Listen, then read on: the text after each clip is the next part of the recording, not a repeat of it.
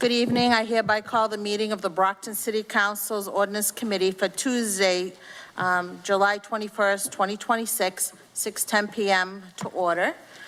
The Ordinance Committee is made up of Councilor Nicastro, Councilor Thompson, Councilor Texera, Councilor Griffin, and myself, Shirley Azak. Before we start with our agenda, I would just like to announce that any councilor that is present here this evening and that would like to speak on any of these matters, just let me know and I will recognize you. And if any councilors that are members of the committee that would like to speak on any of these, speak on them, not question the matters, I would ask that you would take the podium and present to the committee. With that being said, Madam Clerk, item number 1. Item 1, ordinance. An ordinance amending the pay plan ordinance relative to the following positions: Deputy Commissioner of Buildings, Chief Inspector, Supervisor of Health Inspection, Chief Information Officer, Deputy Commissioner of Public Works. Invited to attend, Troy Clarkson, Chief Financial Officer. Good evening, Mr. CFO. Good evening, Madam Chair. Thank you. This first item, as you know, was originally filed back in February. And several of the department heads related to this are here. I know Bill 40 is here. If I could just tick through them quickly. The Deputy Commissioner of Buildings, Chief Inspector, and Supervisor of Health Inspections, Bill is here to speak to that. The Chief Information Officer is fully funded in your budget. It was really a name change more than anything else. It's funded at the current salary. You've had that position funded in the budget for many years. The position has finally been filled, and this was simply a request from the mayor to change the title to the Chief Information Officer. The Deputy Commissioner of Public Works, as you remember, we discussed that extensively when it was originally filed, and it was an attempt by the commissioner to combine a couple of positions in the engineering department and the licensed water supervisor. I would suggest to you, I would ask that you do table that portion of the request, because we did file today a request from the mayor to restructure the Department of Public Works and go back to a process that was in place many years ago of actually 3 deputies within the department. And so we look forward to reviewing that with you when it comes to ordinance. I think it's very important to note that that reshuffling of administrative titles and duties does not come with the request for additional funds. And when we look at that at a future ordinance meeting, we have an analysis that will show you that's within funds that have already been appropriated by the council within the budget. So with your indulgence, Madam Chair, I'd ask that interim Building Commissioner Bill 40 join me here, and he can explain to you some of the details behind the request for the Assistant Commissioner of Buildings and the Supervisor of Health Inspections. Good evening, Commissioner. Good evening, Madam Chair, board members. So these changes were not substantial. They were minor word changes. I went through the job description because I was hired in this position, and just changed a few things. I think the big, probably the big take is that the title of Deputy Commissioner has changed to Assistant Commissioner. This falls more in line with what the mayor wanted to have for a description. I didn't really, the only thing I changed in here of substance was that instead of a person being hired for this job to be a certified commissioner of buildings in the state of Massachusetts, this allows for the time frame that is enumerated in the state building code for a person to become a certified commissioner. So the current position, as it is interim, the clock hasn't even started ticking yet. George DePina is filling that position. He's doing a great job. He's probably one test away from getting the commissioner certification, and then he will be qualified as it was before. But there were no there were really no substantive changes to the job description or the requirements. It just allowed a little bit more time for that person to get certified. And the clarification of the supervisor of health inspections, as you recall, when this position was created, it was called Chief of Inspections. This just clarifies a little bit more the responsibilities and duties of the Chief Health Supervisor, and that's really all it is. There's no change to the pay scale at this time. We're not requesting anything. This is just to codify the changes that the mayor had wanted back in February. And as listed is on the current ordinances, what they're supposed to be? Yes. Correct? Okay. Councilors, do you have any questions? Councilor Griffin? How close are we to ratifying the contracts for the rank and file unions under these departments? Well, these are ordinance positions, Counselor. They are, there are no union And the contracts. difference, I'm just asking a simple question. The union contracts, are they close to being ratified? The fiscal year just started on July 1st, and we have entered into negotiations with some of the unions. Some have not commenced yet. Okay. We have reached a settlement with the department heads union. What do you think the time frame would be on the other unions? Well, I think, as you know, Counselor, negotiations are a two-way street, so I think that I don't think I'm prepared to answer that question because I don't negotiate for both sides. But I think negotiations sometimes take longer with some unions rather than others. We actually just settled the last one that was hanging out there for a one-year contract for last year with the police union. So the mayor has set very clear parameters for this round of negotiations, and we are, as I mentioned, at the table with some of the unions, including the one who has a presence here tonight, and have not begun negotiations with others. Okay. Well, Mr. Forte said there is some time for George DePina, and also Mr. Doucette. I believe they deserve some increases, but Mr. DePina needs a little more time to pass the test. I would like to propose we maybe hold off on this, give you time to negotiate the contracts with the unions, get those set, then we could take another look at these. So it's certainly within the purview, Counselor, of the committee to do whatever you wish. I would suggest that there's no relation between the ordinance request, some of which, again, have no financial implications, and the settlement of the union contract. I don't want to give the union a false sense that somehow the change in title or duties of some non-union positions are somehow beholden to the negotiations with one union. Oh, no, I'm not trying to say they're interrelated. I think optically, I think we owe it to our employees to get their contracts ratified also. I know you're working on it. I realize there's two sides to the negotiations. So I just wonder how much time you think you would need. I know it's a ballpark figure, but I think that would be something to consider. I hope my colleagues would consider it also. But Councilor Griffin, I don't mean to interrupt, but as of what we have to work what's on before us, and that's just on changing the titles and the positions that are before us. We can review the, speak offline or have another meeting regarding, council is never involved with union negotiations, so. Okay. That's fine. Madam Chair? Mr. Forte, yes. If I may, we're going to be looking at the salaries come the fall, and I think that, everything needs to kind of be reevaluated since the department has changed quite a bit. We've acquired more employees. The duties have been kind of switched around, and, I feel as though we're headed in the right direction. So we are going to look at that in the fall, just a point of information. Okay, I just wanted to make sure that was clear with everybody. Okay. Thank you, gentlemen. Thank you, Madam Chairman. Thank you. Councilors, any other Yes. questions? Councilor Nacastro. Thank you. Good evening, gentlemen.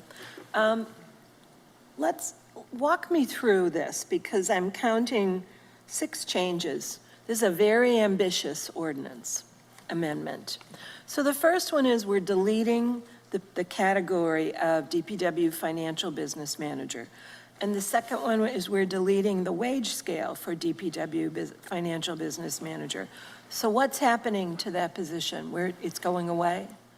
And don't we now have a financial business manager in DPW? We do. So that was something that was negotiated with the, I believe, the department heads union and the law department under the previous mayor. And so that position still exists, but rather than being an ordinance position, that position is now part of the department heads union. Okay. Okay, why? Just because that was a negotiation? I was not part of those discussions with the previous mayor and the previous law department, so I can't answer that question. Okay, thank you. So the third change is, let's see. We're changing names, right? We're changing names. And I wanted to point out, in the third one, there is a scrivener's error in the second line. It's the line that reads, Deputy Commissioner of Buildings is listed as the Deputy Commission of Buildings and Inspectors. Do you see that, Attorney Resnick? Yeah, that I don't think we need to change. That's text that instructs the company at Greenfield that modifies our ordinances. We could make a change, but that part of what you'd be there won't actually be in, but it's codified, if that makes sense. Okay. Only what's in those, meetings is what shows up. Okay, but it is a scrivener's error. Okay, all right. I would like to change it just to be consistent, but I respect what you're saying. Okay, so then we're amending the wage scales just to change the titles, right? But one wage scale, Chief Information Officer, formerly IT, is going up about 20 grand in each step. Right? Yes. Okay. Why are we doing those increases right now? Well, I think, again, the position has remained unfilled for many years, and the level of responsibility for the position to oversee the entirety of our information technology, our technology security, and really just all the technology operations of an organization this size, I believe, and the mayor believes, warranted a higher salary. I understand. And you understand I have to ask these questions. Of course. Because I'm very concerned about our finances. I have so many problems in my ward, streets, crime that are not being addressed, so I have to challenge every penny. Okay, so that's Chief Information Officer going up about 20 grand each step. So the next one is we're adding a position, Deputy Commissioner of Public Works, and then we're adding a new wage scale for that person. Do we have a job description? So that one, again, I would ask that you defer, because today we submitted for the city council, which I assume will come back here to this, a new restructuring of the department, which will go back to a system that I believe was in place many years ago, Yes. where there will be 3 deputies underneath the commissioner. Yes, water, and- sewer, refuse. A water, sewer, finance and administration, and it's called highway and refuse, but it encompasses essentially everything that's not water, sewer, or finance and administration. Okay. And when we come back to you, we will demonstrate to you that those changes we are requesting are within the current budget of the Department of Public Works and the enterprise funds, and we're not seeking additional funding for that. Okay, so you're restructuring, and it's coming, and you're giving them new names, but their pay will be the same. Well, it depends on, those positions don't exist right now, so the pay for all 3 of them will be the same. If there are promotions from within, then maybe the pay won't be the same. If we hire from outside, it'll depend on what those people are making now. Okay, I understood that there were going to be promotions from within, but I understand. Certainly, there are people from within the department that are qualified, but we can't presuppose that, right? We'll have to conduct a search and see how it ends up. Okay, thank you very much. Thank you, Madam Chair. Thank you, Counselor. Counselor Thompson? Thank you, Madam Chair, and good evening, gentlemen. I think Councilor Nicastro helped clarify by going out through these one by one, but I just want to further clarify when it comes to this, this, let's say, third amendment, and that's starting with the Deputy Commissioner of Buildings, Chief Inspector. That is both a name change and a name change only with no increase in the wages per step, correct? Not at this time. Okay. But that also includes a change of duties or requirements? And is that something that is done, we only really have authority over the name and the wage, not necessarily the job description? That is in your purview, or? Yeah, it's normally duties as assigned counselor. You know, it basically takes the word deputy out of there. For whatever reason, the mayor wanted it structured that way. He still is restructuring the city government, as you can see with DPW. And so this is part of probably a larger change that's forthcoming, which, again, I'm not privy to. I was just told at the time to redirect the names to be assistant commissioner rather than deputy commissioner. For whatever reason he wanted that stricken, I'm not sure. But the only substantive change on that job description is that the deputy commissioner has time to get certified as a certified building official in the state of Mass. And so you're saying originally it was assistant commissioner, now we're changing it to deputy, or? No, it was deputy. We're changing it to assistant commissioner of buildings. It's drafted here as deputy. Deputy, right. No, that's not correct. Yes. Attorney Resnick, so that's, Okay, the position is assistant commissioner of buildings. What I have in front of me states that it's deputy commissioner of buildings / chief inspector. Oh, I'm sorry, yes, okay, the change in the salary ordinance needs to be amended as well. The job description is what I have in front of me.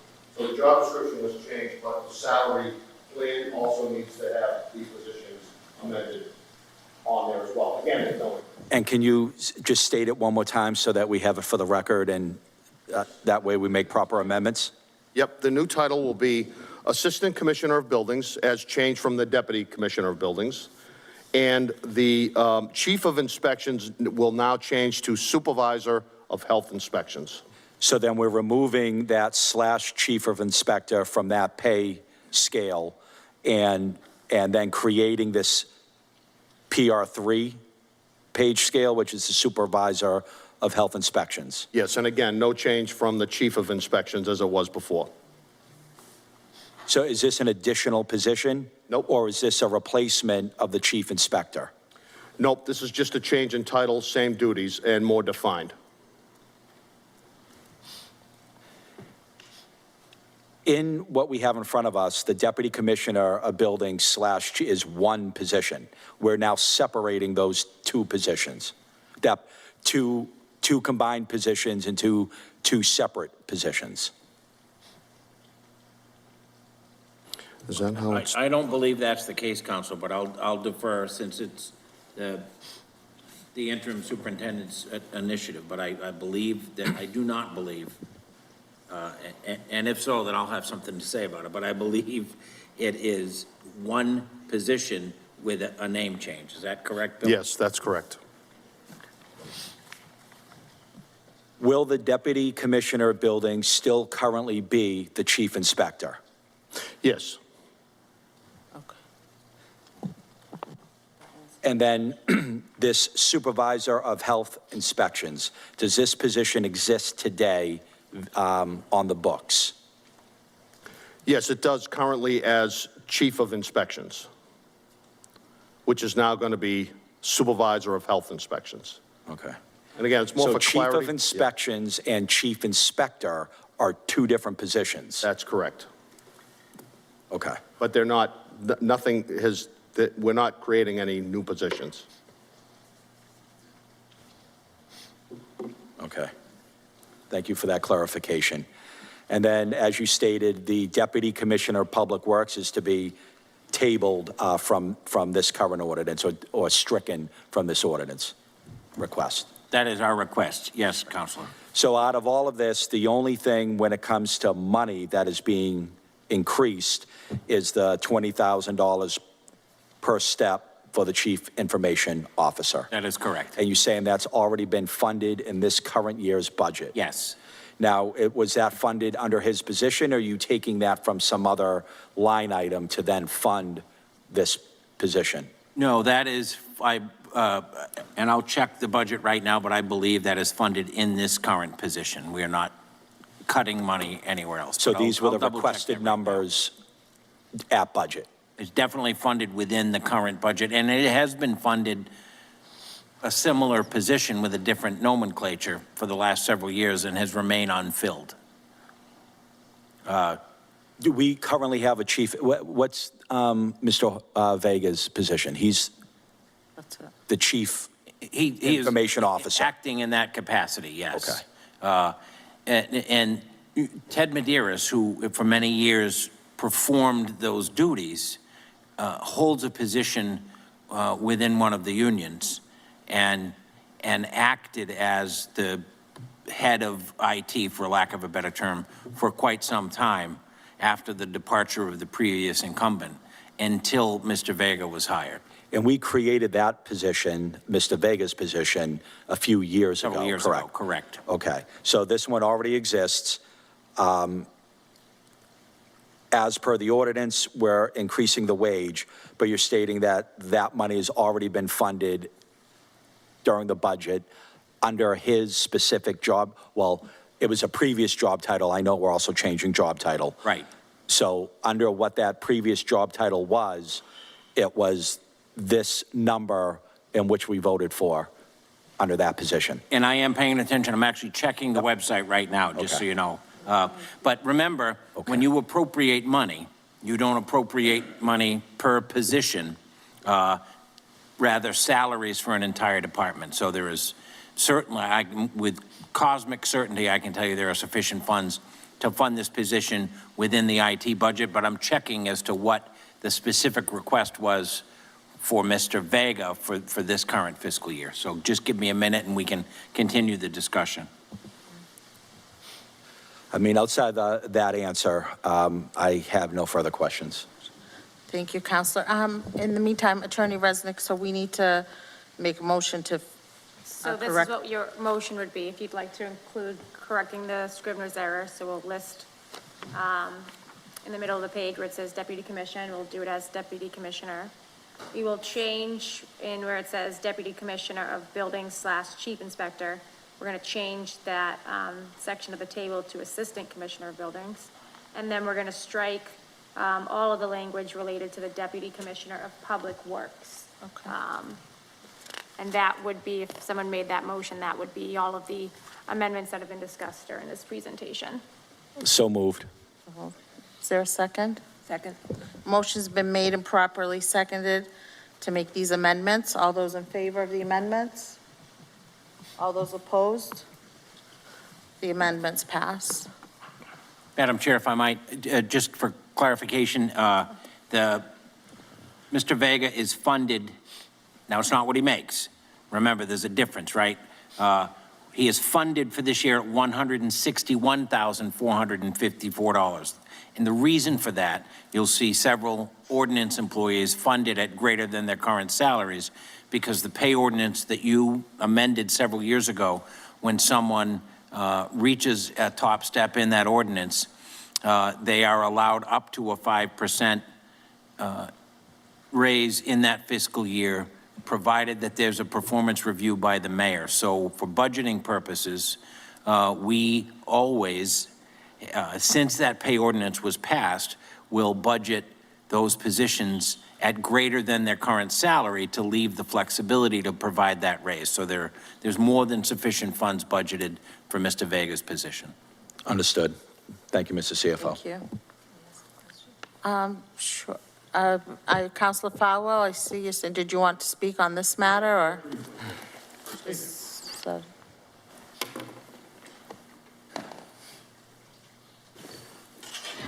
I thank the committee for the opportunity to be here. I appreciate the fact that we have now arrived at a point where we will strike the Deputy DPW Commissioner positions from your consideration.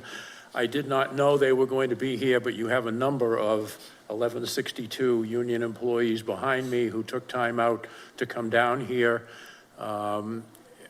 Whenever those positions come back, I would urge you to also require a clear and detailed job description for the positions as well as the salary for them.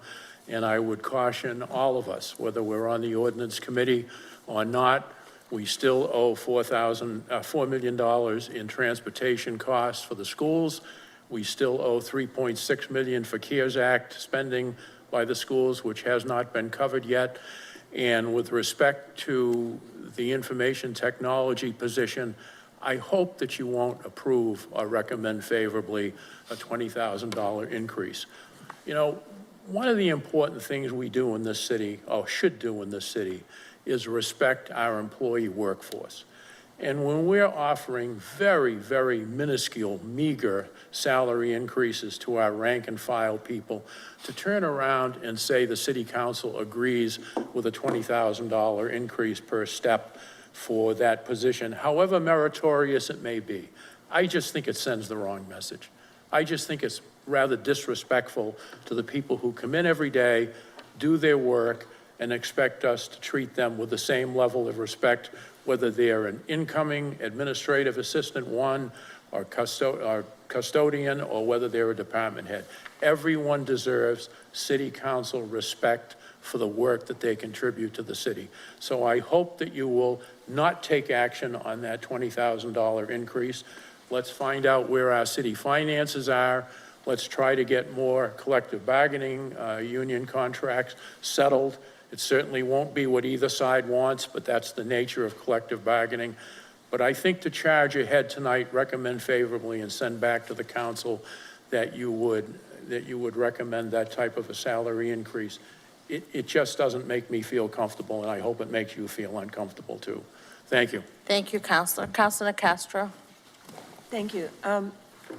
I just want to clarify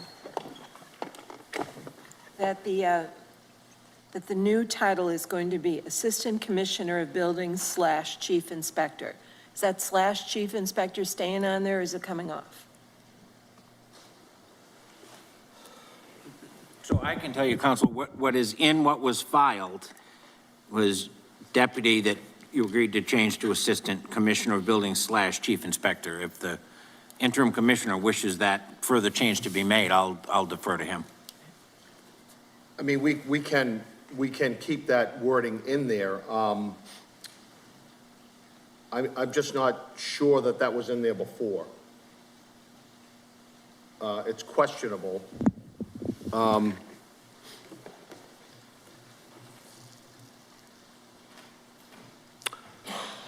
mean, this kind of directs it to the building inspection side, but in actuality, I think that this is a leftover, I think this is just a leftover / chief inspector from the position that we currently have.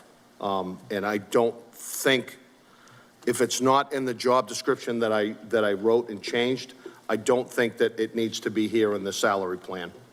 Well, as long as we're at it, we probably should make them consistent, right? Say again, I'm sorry? As long as we're at it, we should make them consistent. Correct, yes. Right. Yes, please. So your final answer is Assistant Commissioner of Buildings. Correct, and that would be it. Period. Yep.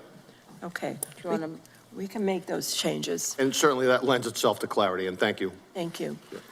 So I'd like to make a motion to further You don't need amend. to. It was part of what I read.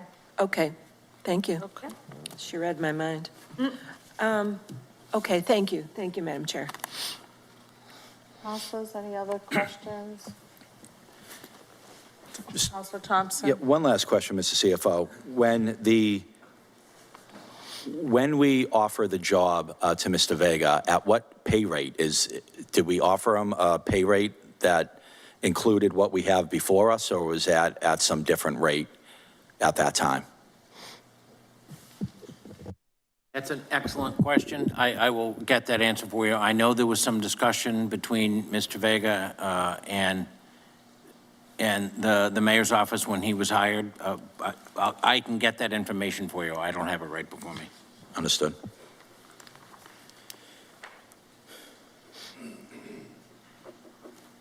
What's the will of the committee? Well, I mean, I think that's an important answer.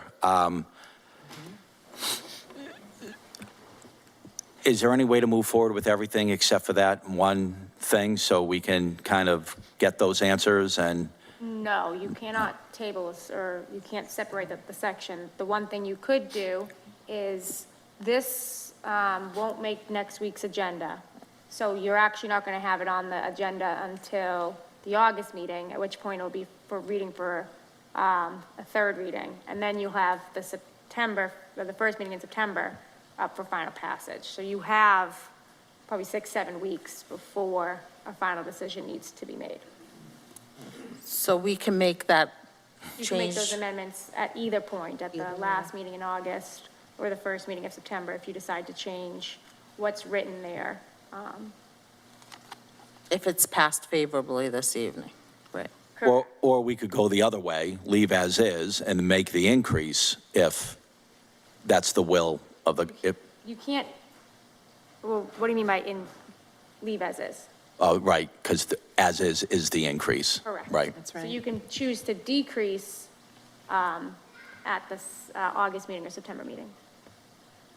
Or you guys could postpone this and have another ordinance meeting at some point in time. Before August anyways, so, All right.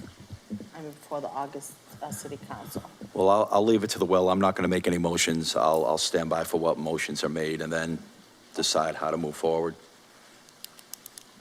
Councilors?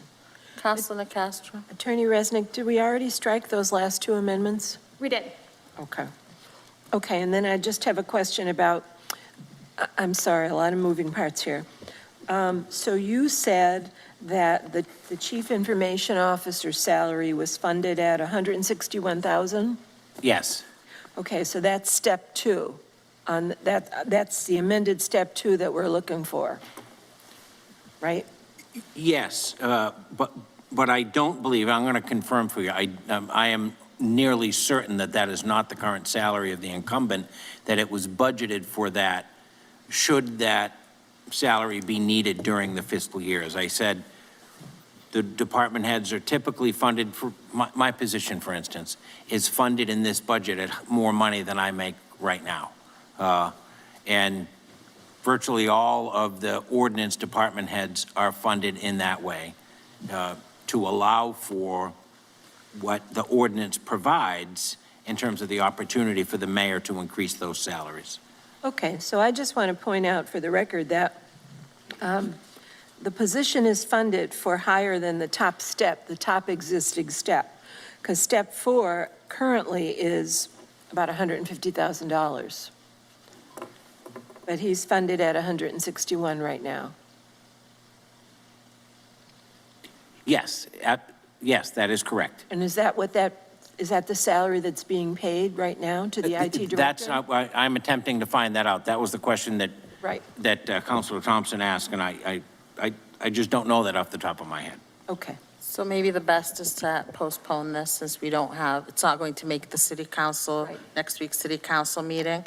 So maybe postpone this till the next ordinance meeting, and we'll plan on having one probably the same time in August as today's meeting.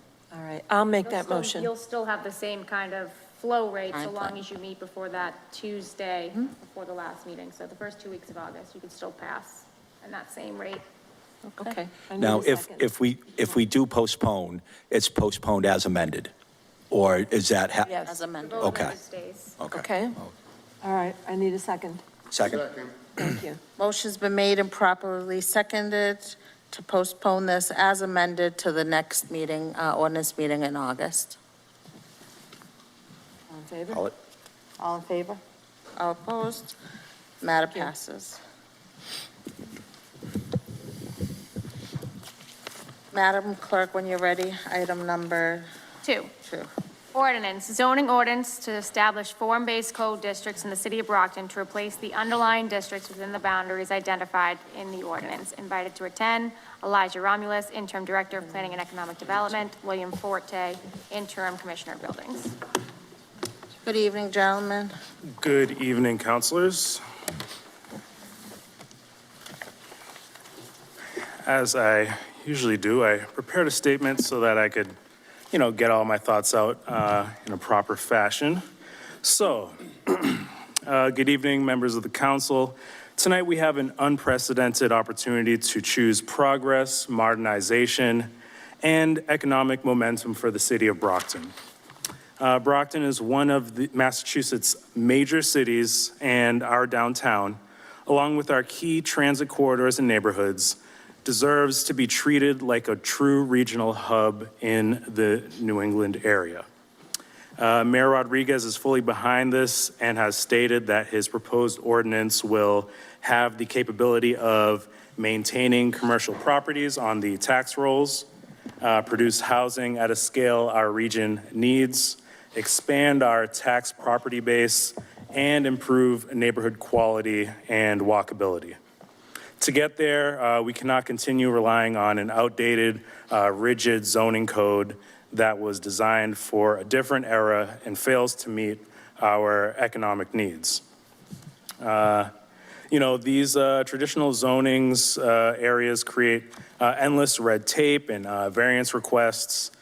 This form-based code sets clear, objective rules up front, making it easier for responsible developers to invest in Brockton. The clearest example of this is the proposed redevelopment of the CSX rail yard just a few blocks from here.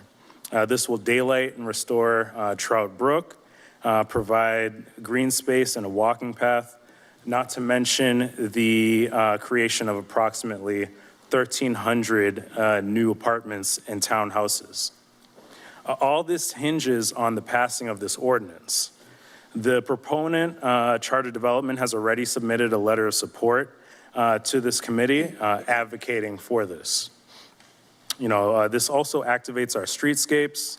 The code requires activating ground floor uses like shops and cafes and services along primary corridors, turning sleepy blocks into vibrant destination streets that draw foot traffic and boost local businesses. The job creation and the multi-use hubs is a space in which it allows for flexible mixed-use spaces, lab and R&D buildings, artisan manufacturing. There's just a lot that it can bring to our neighborhoods, whether that's downtown, Montello, Campello, or the Lovett Brook site, which is anchored by Boston Medical South.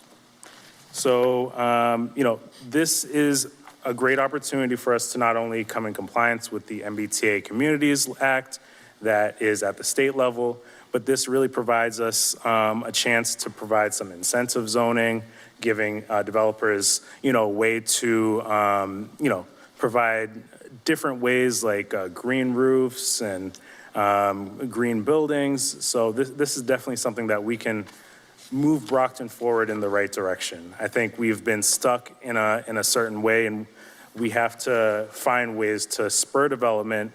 We have the former police station that's on the MBTA commuter rail station line. That site, without this proposed ordinance, is going to be stuck in an industrial zone. And to try to build to that zoning would not be appeasable or look appeasing to any developer.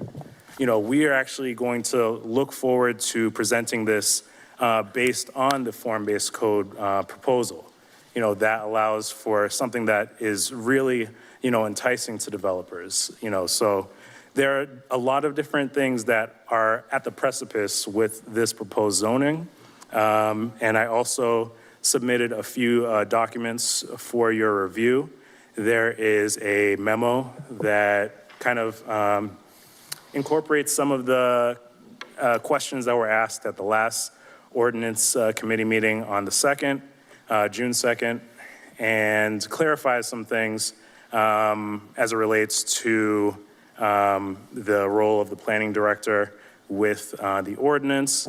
And in addition to the 9 letters of support from different business owners, developers, staff, and stakeholders, there are 2 additional letters of support from the Metro South Chamber of Commerce, as well as Brockton Area Transit Authority, BAT. So I will stop there, and I'm happy to answer any questions or comments. Thank you. Thank you. Did you, Mr. Forte, did you want to speak on anything, or? Yeah, thank you, Madam Chair. So the changes that were suggested at the last hearing were made. It looks like they have corrected some of the, things that I had pointed out. In looking further into this ordinance, firstly, it's a big step. It's a big step for Brockton. I think it almost looks like it's too much to digest, but when you break it down and you narrow it into segments, this will work for Brockton. It just needs to first exist, firstly, and secondly, I don't see it coming in to flood out Brockton like someone might think. There aren't developers waiting at the city line to come over and start waving cash, This is something that takes months to even get out into the public first, that a form-based zoning code actually exists. And once that's done, the introduction to it, you're not even going to see any differences for the first 6 months. The pros, I think, with an ordinance like this is that it first streamlines the approval process. Right now, you would have to go through, you'd have to go through a special permit or a use variance to have to have residential uses in C2 or industrial commercial zones. This kind of takes care of all that. Secondly, you might need dimensional variances and the like to be able to get a project like you see through here right now. And this kind of puts it all onto one authority. It's less steps, but I think it's more carefully considered. A ZBA hearing goes for one night. It's either yes or no. The gavel goes down, that's it. You either get it or you don't. So if you don't have your act together, now you're starting over again. And if you didn't show up and you don't have the right, you don't have the right finding, then it could be expensive, and it could be a money loss. Here, it's not as rigid. The requirements are, although they look broad and they look confusing to a planner and to a building inspector, it's not all that complex. In my opinion, Brockton, needs a shot in the arm. There's no question about it that this would improve zoning in these areas that have been designated on the map. While I see that the disadvantage might be that you're tipping the ship too quickly, I don't think it's going to happen in that amount of time. I really, if form-based zoning doesn't pass, I think that the city has really wasted a lot of time and valuable money creating an ordinance that's never going to fly. Honestly, I think some version of this should be passed, whether it be one or two sections or perhaps an overlay or a 2-year trial or what, that's certainly up to you as a legislative body. But some version of this should pass so that we can bring speculation for the city of Brockton and kind of open the doors up to, and I can tell you by my experience, a lot of people don't want to do business in Brockton because it's extremely difficult. It's resistive. I've been told that it's that it's cumbersome, that it's subjective, that it's that it's not a very friendly atmosphere to want to do a project unless you know how to navigate the city council or you know how to navigate the zoning board of appeals. And I don't think that is the future of the city. Looking at it from an objective side with my years of experience in other communities and with zoning, I don't think that the process should be easy, snap your fingers and walk through, but certainly there should be a clear pathway. Although this looks subjective, like someone's going to make you put in a bush and come back in 3 months and then change that plan, I don't think that's how this is going to work. I do see that there should be some criteria that are laid out. Myself and Elijah had talked about a checklist today. That checklist, for zoning should be 3 or 4 pages long. Have you gone through this? Have you gone through that? And I think that I can work with the city planner to create that that application, that process on Citizen Serve, and that each step of the process should be pretty clear cut. So by the time we get to a hearing and a permit, we've already gone through site plan review, tech review, and we've mapped this thing out. I don't see it being complex. Of course, there are other questions there, but as a zoning officer, I would say that Brockton could use this, and I would like to see some part of this pass. I know that the mayor has great incentive and initiative to want to get this passed. He wants to see, the city become vibrant, and he wants to see development done in a responsible manner. I think this is about as responsible as you could be, with a zoning ordinance. It will obviously require a lot of collaboration between myself and the planner and the planning board, but this really does lend itself to being a good asset for the city. And so, that's how I feel about it. Thank you, gentlemen. Councilors, questions? Councilor Griffin. Thank you, Madam Chairman. Good evening, gentlemen. Mr. Romulus, if this passes, this would give the planner quite a bit of power and development in the city of Brockton. With that becomes a lot of responsibility. As of today, in any of your previous positions, have you used farm-based code? This will be the first time where I would be exercising form-based code to this extent. Well, I think that's an awful large step. If you haven't actually implemented it in other municipalities. And you're still interim too, I assume, right? You're still an interim planner? I am interim. That gives me pause. You haven't used this. This changes a lot of things. It gives a lot of power to the planning department. And I just can't in good faith back this as whole as it is with these big areas. I remain unconvinced that it's going to make things smoother. I brought Attorney Burke in here during the last ordinance committee. He made a very cogent argument against this. I think there might be some wiggle room maybe to tweak it a little bit, but with your lack of experience in farm-based code, giving you all this power to control development in the city, I just don't think it's a good recipe for the city. So I will not be supporting this tonight. Well, thank you for your comments, Counselor.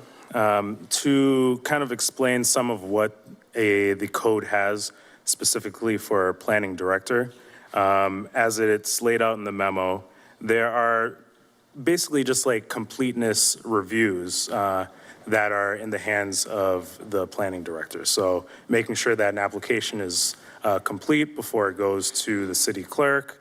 That is standard across many communities. To make sure that, if they are to waive, a certain portion of the application, that is fairly, standard to be able to give some type of overview to an application process. Again, that's just for the application. Things like making sure an as-built has the proper format before it's submitted. That's another place where, you want to make sure that it has the right, if it has an ArcMaps file for shape files or a PDF, or if you're making sure that it's, it has a architectural file type. Those are also standard across many communities. I can keep going with kind of what this lays out, just making sure that before a temporary certificate of occupancy is submitted, that the planning director takes a look and makes sure, hey, did they actually meet the floor plans? Did they meet the site plan as it was approved? Again, as the building commissioner mentioned, that takes the both of us kind of working together and open communication, which I believe this department and building department has worked on and continues to build upon.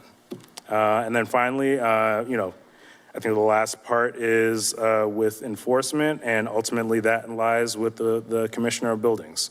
So those are the areas that the planning director is specifically called out And I don't believe that grants overarching amount of power. Ultimately, it does go to the planning board, which is where they would make those decisions. Well, you actually control the planning board. You're a director of it. I still don't see you with enough experience in farm-based code to run this. I mean, Mr. Forte will be there to help you, but you'll be the main man driving this thing. And I'm just not seeing enough experience, to be honest with you, and that's what gives me pause on this. Because I'm going to listen to my colleagues with their questions, but I will not be supporting this. Thank you very much, Madam Chairman. Any other Councilor Thompson? Thank you, Madam Chair, and good evening, gentlemen. So we have the memorandum from Innis Land Strategies before us. And I know in our June 2nd Ordinance Committee, we talked about some changes to this ordinance. I see some of those proposed changes are mentioned in this memorandum. But then it looks like it goes a little bit beyond that with other changes that I don't know if those were, because there was a discussion about you both having a sit down with Innis and kind of going over some of the other questions and concerns that you had regarding the text of the proposed ordinance. I see kind of a lot of additional language here where, you know, we're adding some categories, striking some language. Was this that additional language, or is this coming kind of anew? So that is what was proposed prior to the June 2nd meeting. So this is all stuff that was already submitted to the council as proposed. Did we make any action or take any action on those proposed changes at that meeting? Shannon, do you know?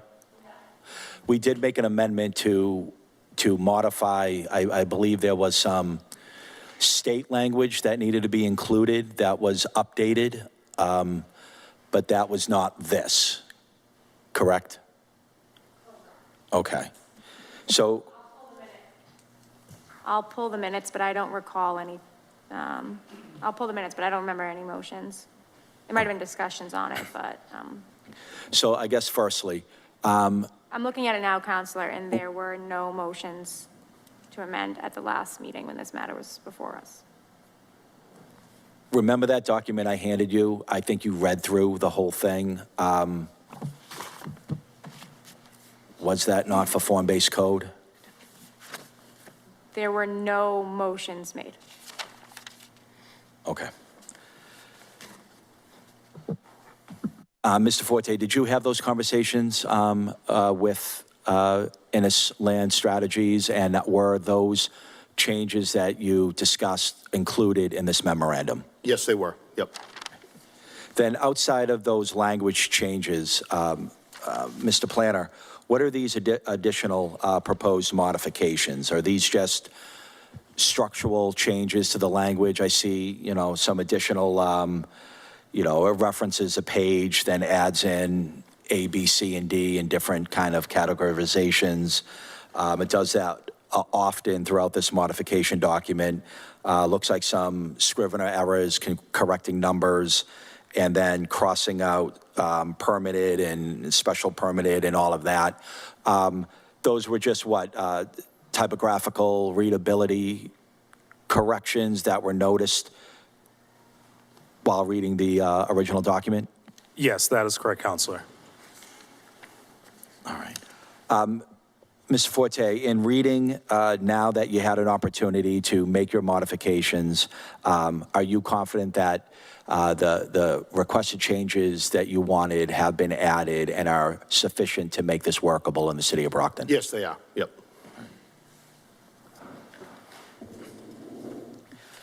I do see one, let's say, job identification where it references you, Mr. Planner, as Director of Planning and Economic Development. Is that an additional change that we should make to separate those two job titles, or is that sufficient in the reading of that paragraph? I guess to keep it consistent with the rest of it, you can, change it to planning director. Well, I know, as you said, Mr. Forte, the city of Brockton's been working on this ordinance for a good part of 2 years now. I think as a member of the zoning board many years ago, it's convoluted, it's time-consuming, it's expensive. I think the members of the zoning board do the best work that they can, but they are not subject matter experts in zoning, the legalities of zoning. A lot of the decisions are essentially subjective. Having the ability to now transfer a lot of that process into the hands of the building inspector and the planning director, and do so in an administrative format and not necessarily always have to go through the full board process, I think streamlines a lot of our zoning in the city of Brockton. We've received multiple letters of recommendations from businesses that regularly do business in Brockton, and especially our business associations that represent a lot of these businesses that understand the difficulties of sometimes navigating our board process in our city. I believe any new ordinance is going to hit some roadblocks. It's going to have some rough patches. And I think if we can work together to identify where this may lack clarity or workability, it's something that we can always come back and amend. But I think a lot of work has been done on this ordinance, a lot of good work. There's been input from many different stakeholders throughout the city, businesses, residents, and so I think it's time that Brockton modernizes our zoning. Now, this is not going to be citywide. I think it's probably best, and I've discussed it with my fellow counselors, that maybe the best path forward is to limit where it is mapped. I know right now before us, we're looking at Campello, Montello, downtown, and Lovett Brook. I think maybe that might be a little bit more than we can chew at this point. I think it might be best to focus on the downtown area, where we'll have a lot of the different applicabilities of this new construction, renovations. So we have the gamut of all types of zoning processes downtown. So I think that would be the best kind of learning environment to really get our hands around form-based code. And so I support the form-based code. I think we should get it on our books. And I think there will be fits and starts, but I do trust in your ability to navigate those. You can always come back to council to seek some amendments to this ordinance. And I think it sends a message to the wider area, both our businesses and our residents, that Brockton is open for business. We're trying to be flexible. We're trying to be modernize our systems. And I think the form-based code is a good vehicle to get that done. So I do support this. I will be voting in favor. When it comes to mapping, my position would be downtown solely. And then let's see how this plays out. But thank you, Madam Chair. Thank you. Any other questions, councilors? Councilor Castro? Thank you. Good evening. I just pulled the ordinance that we received. It's dated March 23rd. And I echo Councilor Thompson's concerns and also Councilor Griffin's concerns. It's important that we keep moving forward, but it's important that we do it thoughtfully and in steps. It's a large, densely populated and densely settled city. And so I attended all the meetings on my side of town for Campello, and a lot of people didn't understand how it would work and how on their dwellings, their businesses. I think what I prefer to do is pass this as to downtown Trout Brook sub-area and then delete the other areas from it. And I would do the same thing with the map, with the intention of revisiting it in 18 to 24 months to see how we've done, what we've learned, and then maybe from there adding back in. I'm not against doing it in Campello. I want people to see how it can be a success and how it can work for us. And so I think this particular area, and I've talked with some of my colleagues about it, the CSX property will have a lot of new development on it. We get to see from the ground up what will happen. We're still in the middle of somehow bringing our downtown back in some fashion. I have to take exception to what you said before, Mr. Forte, because despite the challenges of working within this community, we've had a lot of development in the last 7-8 years. We really have. We've done very well in bringing the place forward, and I give the prior planning director a lot of credit for taking us kicking and screaming into all of this development. But that said, that would be something that I would support, staying with the downtown Trout Brook area and then deleting the other areas for now. All right, I don't know if you have any comments on that. Thank you, Counselor. I do think that, being able to choose a site such as the downtown area would give us a chance to see it, as a test case. Our downtown does definitely need a spur in development and the ability to permit it in such way to be more streamlined. So as you had mentioned, the CSX site, we have the former police station as another area that can really be an anchor location, being on the commuter rail line. So within the Trout Brook downtown area, I think that would be a great place to start. Thank you. Mr. Forte? Counselor, yes, your words are eloquent, and I respect that Brockton has come a long way. And the generalization that it's tough to do business with is certainly a misnomer. I actually run a department that I think is pretty easy to deal with. Thank you for your words, and certainly they are well respected.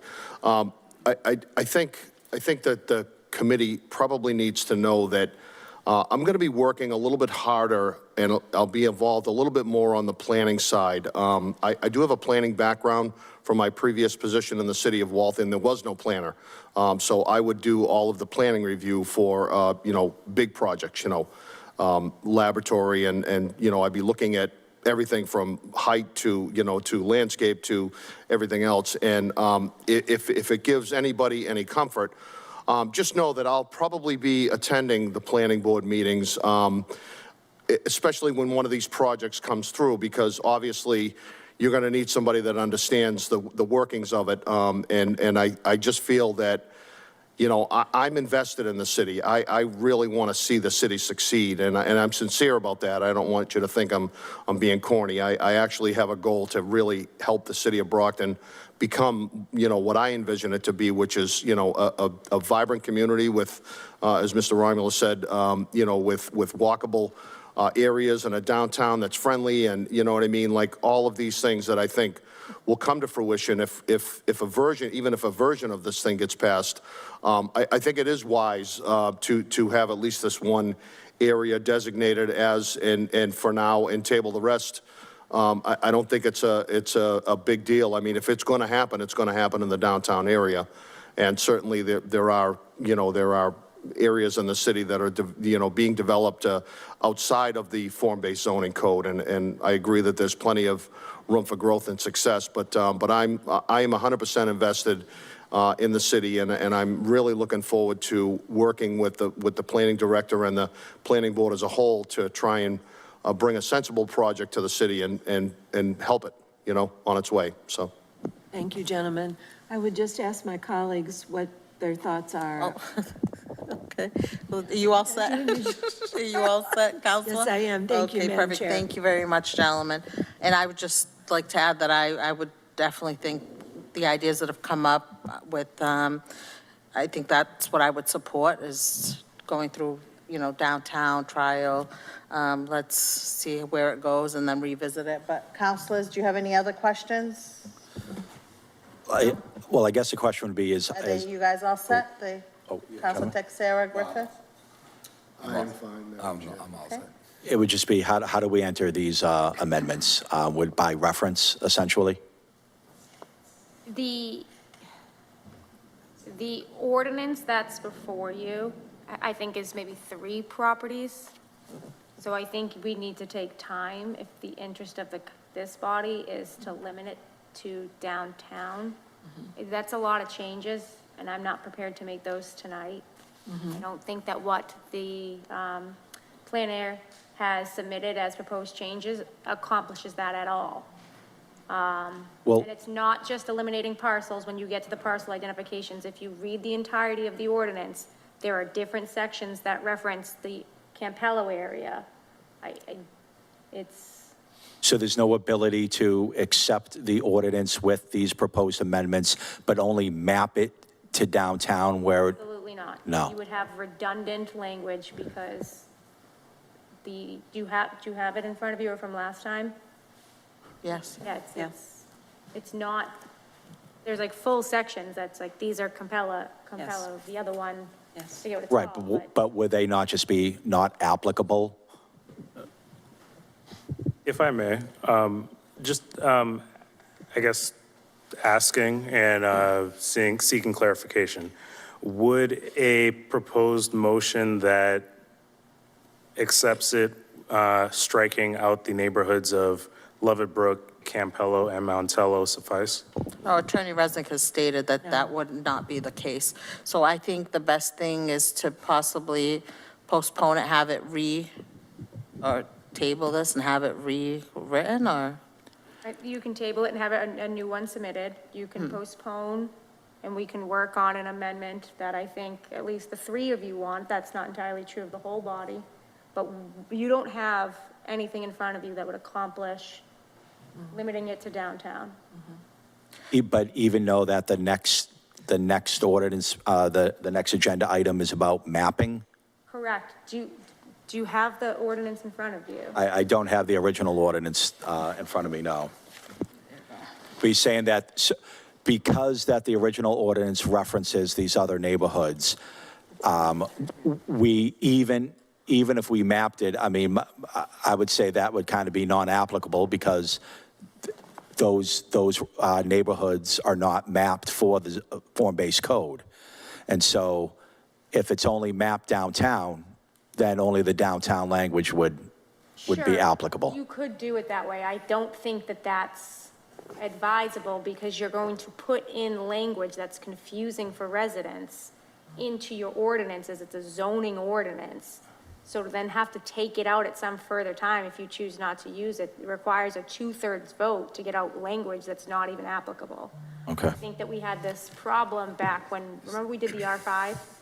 Whenever that was done, and they just took out the parcels, that didn't change the fact that you still had R5 language in your ordinances, and at any time, all you needed to do was put a single parcel designated as R5, and they could have been an R5 property.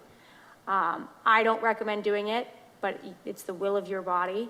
No one has asked me to make any changes to that document, to be clear. So that is why you don't have any drafts from me on any changes. The draft memorandum doesn't even correctly change what we have here. So I don't feel comfortable just take everything out and then me submitting something to the full city council under those. I don't feel comfortable doing it because I don't think that that reflects ideally what the will of the body is. What do you recommend? Right, what do you recommend? If you postpone it, again, like with the first item, you can still follow that same path. I don't mind working on an item, cutting it up, but let's say that you're taking really 2/3 of the ordinance. Yeah. Now, what about the amendments before us? Is that something else that we would hold off until the I would recommend them because I amendment? don't know how those interplay with the other That's right. parcels that are being proposed stricken. Okay. So what I can do, since you're a counselor and that's something that you want to support, I can draft that for you so that it's ready for the next meeting if you want to make Okay. an item. And then, Mr. Planner, could you also ask, and because it's in my memory, whether there was, my understanding that at the time in June of earlier this year, there were some state updates that were not ready in time for the ordinance when we first proposed it. And I was given a document to seek an amendment to include those state updates. At least that's just my memory. You think you could reach out to Emma and see if... Emily. If you could reach out to Emily to see if that was as my memory served? Yeah, I can follow up on that. Okay, thank you. All set, All right, Counselor? then I'll make a motion to postpone this to the next ordinance committee meeting. Second. Motion's been made and properly seconded to postpone. All those in favor of postponing? All those opposed? The matter is postponed. Thank you, gentlemen. Thank you. In that case, the second item We'll should be read it and postponed. postpone it. I'll read it first. Item number 3, zoning ordinance amending the zoning map of the city of Brockton to designate specific parcels as form-based code districts. Invited to attend, Elijah Romulus, interim director of planning and economic development, William Fortes, interim commissioner of buildings. And I would just recommend the same discussion. If someone provides me what that amendment is, I can have that prepared for the next meeting as well. Are the downtown parcels specifically identified? Do you have that at all? No, but No. someone here does, because I believe the planning department put together that parcel identification. So we need that information from the planner. So, Mr. Planner, if you can provide that information to Attorney Resnick? Yes, I can do that. Thank you. Thank you. Then for agenda item number 3, I'll make a motion to postpone to the next ordinance committee meeting. Second. All those in favor? All those opposed? The matter is postponed till the next ordinance meeting. Madam Clerk, item number 4. An ordinance establishing charges for privately collected domestic waste. Invited to attend, Patrick Hill, DPW Commissioner, Dave Levier, Veolia. Good evening, gentlemen. Good evening, councilors. This was brought to our attention on several occasions about the cost of the septage that is dumped at the sewer plant. Currently, our ordinance places that septage at 10 cents per gallon. On average, give or take, we do about 2.5 million gallons a year, which amounts to about $250,000 on average per year to the enterprise budget. I will say, obviously, treating septage, and David is here to kind of explain the difference, but treating septage is not like treating sewerage. It's a little bit different. It does require a little bit more extensive treatment. So it's not a dollar for dollar thing where we're taking $250,000 or receiving $250,000, and that's just kind of money in the bank. It's with operation and maintenance of the equipment, and with the amount of process that is required to get that septage as clean as sewerage, we figure about a third of that money goes to O&M.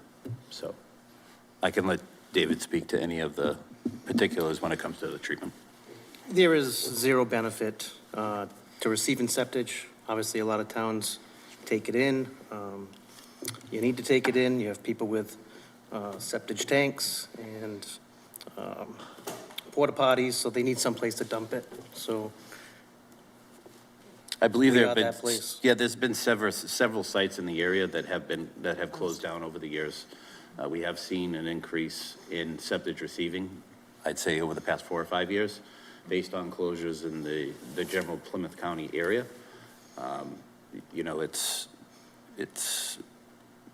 It's the place to go, I guess, around here. But it's. In more ways than one? Excuse me? Nothing, I'm making a joke. It doesn't benefit the plant. It does benefit the city some with the cost, but, as far as the plant, it's dead, dead sewage. So it takes chemicals to get rid of it, settling, and your trucking, then it then goes to the trucking, which gets brought off-site, so there's odors, so. Okay, thank you. I know Counselor Fowler, did you want to speak on it at all, or Counselor? She did all the research. Sure, usually I would have you go to the podium, but that's fine, just because it's All right. easier. Go ahead. Okay. So I didn't think I'd be talking poop tonight, but what are you going to do? We take it as it comes in front of us here at the city council. The wastewater treatment plant, of course, you know, gentlemen, that it is located in Ward 4, which I represent on the city council. And I've learned so much about how it operates in these past 8.5 years. And as I understand it, as you mentioned, Commissioner Hill, a number of places that accept this material have closed. And so in the last couple of years, we've started getting a steady stream of trucks showing up to dump.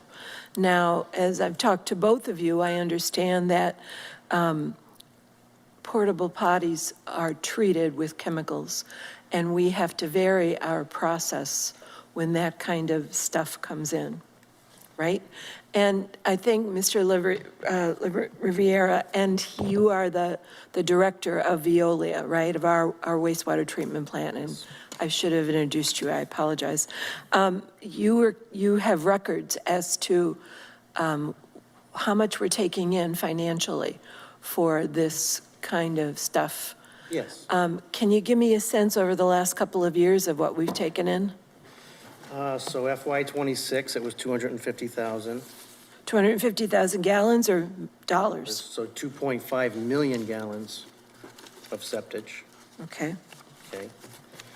FY '25, $287,000 or 2.877 million gallons. And then FY '24, $250,000. okay. So 2.5 million. 2.5 million gallons. So right, it's been around that 250 to 270,000 per year, and you're correct. From when I started there in 2019, it was more in the, I would say, $30,000 to $40,000 yearly septage, and it's exponentially gone up. Yes. I did some research. God bless the internet. And the amounts that communities charge for this is all over the place. The town of Barry charges 85 cents a gallon for town residents, but 95 cents a gallon for non-residents. Let's see, who else? Fall River charges 45 if you're within the city, but 56 if you're outside of the city. It's all across the board. But since places on the South Shore accept this material have closed, it just seems to me the number went up, and it will stay up for a while because they're not going to be reopening. And talking with Councilor Farwell, we're always looking for revenue streams, even if they smell. I'm sorry, I couldn't resist. And so that's why we proposed this increase. And let me ask you this, do you think this increase will be palatable to the companies bringing this stuff? Because it's got to go somewhere. Yeah, I think to go from 10 cents a gallon to $1 a gallon is, Right. is It's a lot. a lot, a bit aggressive and a bit ambitious. Do I think you're going to get the same amount of gallons at that price point? No. Probably not. Yeah. So you might get nobody, because we get quite a few 5,000 gallon trucks in. Sure. And instead of paying $500, they'll be paying 5,000. So they're gonna go elsewhere. So, But at the same time, I'm sorry. Yeah, I was going to say, David and I had talked about this a little bit prior to the meeting, and, right now, the proposal is $1 a gallon, right? It may be worthy of going up in stages to see what the impact is on the receiving side. Whereas, we could start off by doing 25 cents a gallon and seeing what kind of effect that has on the septic receiving. If it doesn't really affect it, we can go up slowly, up to $1. And then obviously, if anything over $1, we'd have to come back here and discuss that with you. But the goal is not to completely shut out everybody, but to try to, gain some of the financing back to gain a little bit more revenue in the sewer budget. Well, we started the discussion with, should we be accepting this, right? Because it costs more to process it chemically, so it's more expensive. And I put that to you, should we be accepting this? Do we have a duty to accept this? Yeah, that's more up to you as a board and a community to say if you want to accept it or not. It's your wastewater plant, and you pay for it.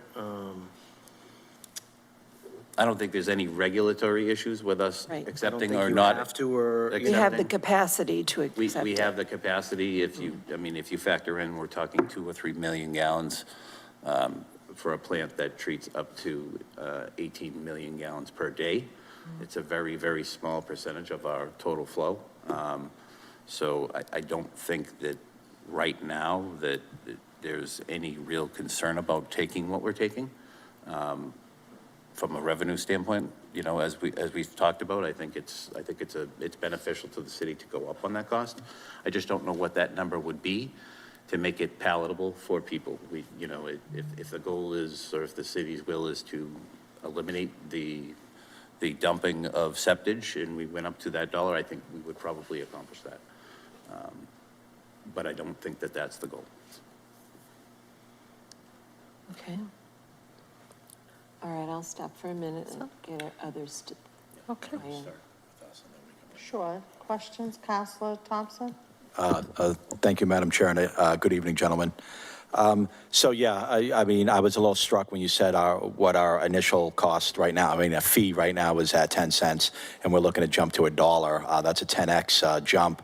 And so that was concerning because, as you said, that would probably limit the amount of septage that we take into the city. And if we can handle it, then we want to profit from it, but probably not too much, because then we limit probably who comes and drops it off. You spoke about a plan potentially to have it at 20 cents and then, or 25 cents and then increase it. What would that mechanism look like? Because right now, basically it's $1 per gallon, 30 days, payable within 30 days of discharge, and then $1.10 starting July 2027, and then it looks like maybe a 10-cent increase each year thereafter. What mechanism would we be looking at to amend this to accomplish what you're talking about? Give you the sole discretionary authority, or are we? I mean, I think that, understanding the way that this whole process works, if we went up to $1 at the discretion of the DPW commissioner, certainly my goal is to keep you guys informed anyway. These spreadsheets are always available for people to see what kind of impact it's having on the wastewater plant and what kind of impact it's having on the revenue side of things. We're not looking to completely choke the disposal out. So I think it would be responsible to do it maybe in 10-cent increments to see, 10 cents for the first 3 months, see what the impact is, do 10 cents for another 3 months, see what the impact is, and kind of just balance that until we find the right stream where we're not, eliminating things, but yet we're generating more revenue. Do any Brockton residents are on septic? We do have a few people still on septic. There are still areas in the city, I'd say probably maybe 5% of the city that doesn't have available sewerage. So there And may they- be a small they- portion of people in the city that, yeah. And they regularly drop their septage off at your facility? It all depends on how they maintain their systems. We don't regulate that. That's done through Title V, which is done through the. It's really up to the disposer, like whoever, Correct. what company comes and cleans it out? Correct. So, and would it be wise to differentiate, how would we are we able to differentiate or no? It'd be pretty much the honor system where, I mean, these people are coming in, these trucks come in at 5,000 gallons, we charge them to the max.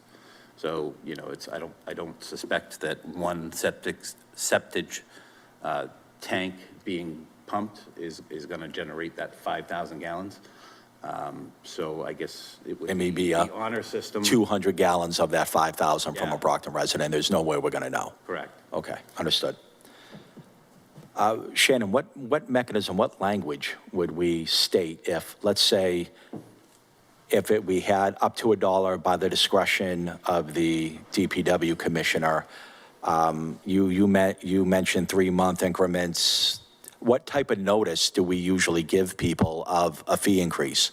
Well, we have a pretty standard stream of the same people, so. Probably there's, 8 to 10 standard companies that come that we would, we have a big list from the city, but 8 to 10 companies that come on a regular basis that we could notify, like, directly. And then I have a sign out front at the septic receiving with instructions and the price per gallon posted, which, has been that price. I'm not even sure how long it would. The sign that I replaced looked like it may have been from the 80s. So it looked like a very old sign, so.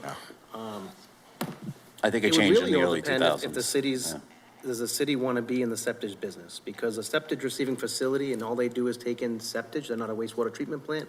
They take it in, they process it, they take the solids out, and they ship it out. They're in business, and they're around 6 to 8 cents a gallon. The other cities and towns, they're not in the business. Again, they don't want it, and they might be a smaller plant. They can't take that kind of hit to their system because it is, for a small system, pretty poisonous to put in. You have a very large system, so, it can absorb it, but if you want to be in the septic business, then raise your price and they won't come. They're gonna go to the lower cost. Otherwise, they're gonna pass that cost down to the homeowner. Yeah. Are we losing money at 10 cents a gallon? No, according to the trucking companies, we're on the higher side. You are on the higher side of septic receiving, of being in business to take septic, you know what I mean? And have a revenue from septic. Other Taunton, the septic receiving in Taunton, and then if there's others, they're in that 6 to 8 cents. Usually we get an uptick from one of the haulers when Taunton is, broken down or not taking any more septic, then they'll come to us and we see a big increase from that particular trucking company bringing it in because they prefer to get a cheaper price and bring it to Taunton. So it really all depends if you want to be in the business of taking septic. Okay, so that's basically the bottom line, because when I first saw this ordinance come before us, going from a 10 cent to $1, I thought we were losing our shirts at 10 cents a gallon, and that's why we're seeking to do this.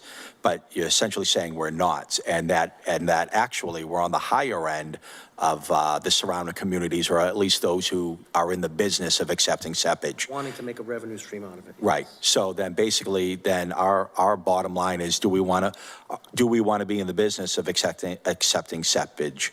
And if so, what type of profit are we seeking to bring in? And then what can you handle for trucks on the road, odors from the plant? Like every time they come in and dump and they're pushing that 5,000, it is blowing, when you put liquid in, it pushes air out. So, yeah, it all depends what the city would be looking for. Okay. Money or less odors or. I mean, if we're on the higher end, Mr. Commissioner, of those who are actually in the business of collecting septic, then almost any increase would be a net, just A net positive, yeah. well, a net positive in the limiting the acceptance of it, because at some point we price them out. I think if you went to 20 cents, you'd probably cut your traffic in half or more. So then, I mean, Mr. Commissioner, should the city of Brockton be in the business of collecting septic, in your opinion? I mean, I think that's more of a, I guess, political decision. It doesn't have a huge impact at the plant. It's like I said, it's 2.5 million gallons out of a plant that treats 18 million gallons per day. So you know. So it's really no skin off your nose whether we accept it or not. No, I mean, there are operational costs associated with it. You know, generally speaking, we figure the O&M costs. We did some upgrades to the septic receiving portion of the plant recently. You know, about a third of that money goes to the operation and the maintenance, right? The pumps that take this stuff in, they pump it back out into the process. So it's not a game changer for us either way. Okay. That's all I have. Thank you. Councilors, any other questions? No questions? Councilor Farwell, did you want to speak on this? Yeah, okay. If it's a revenue generator, then let's continue to help out those vendors who come in. We do inspect their licenses to make sure that they're properly licensed. I wrote the dollar in to try to grab everyone's attention, so it's kind of like collective bargaining. You start high and someone else comes in low and you end up in the middle. Why not go to 20 cents, but give the DPW commissioner the authority on each July 1st to go up another 10 cents if, in fact, in the wisdom and the analysis by the DPW commissioner that it's warranted. That way you have a nice clean ordinance, we increase it by 10 cents, and then he or she, whoever it is, can take it from there on July 1st, 2028. Thank you, Councilor. Attorney Resnick, as it's worded now, that's not in there, right? For the commissioner to, No, you could, okay. yep, because it says afterwards, it says thereafter the cost shall increase 10 cents per gallon on each July 1st. And such increase shall remain unless the mayor or commissioner jointly agrees to waive the annual fee increase. So that's exactly what's already So that's in there. fine as is? Yeah, Okay. you would want to change the effective date of the 10 cents to be upon passage. Upon passage? Well, would it seem that July 1st, 2006, strike $1 and put 20 cents? Sure, and then then- they can choose when to start the billing of it. Commissioner, I have a question for you. So how is this enforced when it says that all domestic waste collection shall be disposed of at the facility treatment plant only? How do we know that they're not disposing of other? I mean, unless we flat out catch somebody dumping into the collection system, it's impossible to say. Right. I mean, there are thousands of manholes up in the collection system that, you know, are on dead-end streets or in areas that Wow. have cameras. Is it possible? Yeah, absolutely, it's possible. Okay. We've seen spikes in treatment based off of, I guess, potential people dumping into the collection system. We've never actually caught anybody, but, I mean, I'm sure it does happen. But the goal is, you know, to just try to keep it's pretty well regulated at the plant where the trucks have to go.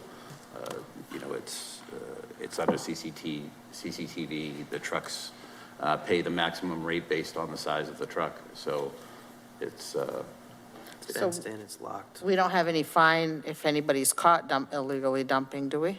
Is there a fine if somebody? Yeah, I mean, there are fines, I think, within the state DEP. rules. DEP, that okay. give us the authority to fine people. So if you dumping find, into if collection. somebody. Yes, sewer use ordinance has fines in it. Yeah, and our Perfect. sewer use ordinance says that fines in it. Okay, so we're going to make is there a motion to amend? So would it be strike $1, insert 20 cents, and then strike that July 1st, 2027 language completely, and then leave the thereafter to have that 10-cent increase unless it's waived by the mayor and DPW commissioner? Would that I essentially? believe that encompasses what Councilor Farwell recommended. Okay, Okay. so is that a motion? Yes. Yes. A motion was made and properly seconded to amend. All those in favor of the amendment? All those opposed? The amendment passes. And now a motion on the ordinance as amended. I make a motion to recommend the ordinance favorably to the full city council as amended. Second? A motion has been made and properly seconded. All those in favor? All those opposed? The ordinance passes as amended. Thank you, gentlemen. Thank you. Thank you.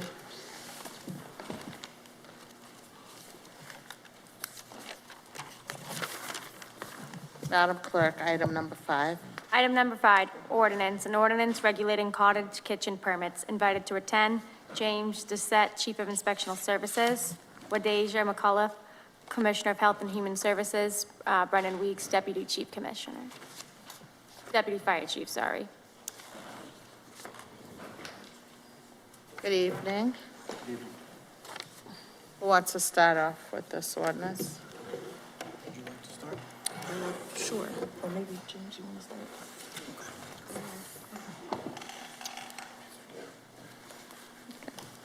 Good evening, ladies and gentlemen. Thank you for the invitation to appear here. So the inspiration for this ordinance is that inspectional services is responsible for a lot of enforcement in our city. And certainly we tell people what they may not do, but we'd like to open avenues for what they may do to create areas where they can engage in things that are already going on in our city, to be frank, and we're enforcing upon it. So we'd like to lay out guidelines where people can engage in some of this conduct within the proper framework. Thank you. Councilors? Mr. Doucette, can you just explain what a cottage kitchen is for the Sure. public? Yep, just to summarize it. So the way it's written, this ordinance would allow people, once they're permitted, to cook cottage foods. And these are foods that are not subject to time and temperature constraints. Things like cookies, pies, things that can be served at room temperature. Key distinctions about this ordinance, what it does and does not allow. It allows just that for the preparation of cottage foods. It does not allow for the sales of these cottage foods directly from the residents, to invite the public to the home and purchase the foods there.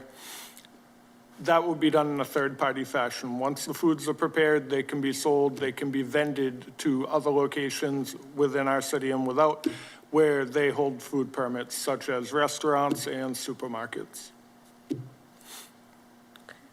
So if, so the only avenue to sell these foods are either through some online service where these foods could be mailed out or whatever from the location, or sold wholesale to some store that would sell them retail from there. Yep, that is correct, that the possessors of these permits would still have to comply with all of our other ordinances and regulations, such as home occupation, that would not allow them to create any appearance or conduct at the home that would differ from the use of a residential property. Now, you know, there are some potential concerns that have been raised regarding this ordinance, and some of those are about, let's say, number one, competition, right? That this ordinance would compete with those brick and mortar stores that sell these products. In actuality, they would also be profiting from this, because they would be, these cottage kitchens sell to those retailers who then profit from the sale of these items. Yeah, very, very much. I agree with that. They could become potential vendors of this product.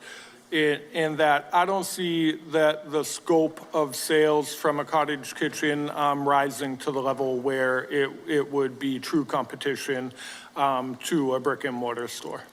Now, you stated that you've, in your duties as inspectional servicer, inspector, that you've come across cottage kitchens in the city of Brockton? Well, not necessarily cottage kitchens, but certainly kitchens where they're preparing and selling food and inviting the public to the home to purchase food. In those cases, we guide them into compliance that they may not engage in that activity.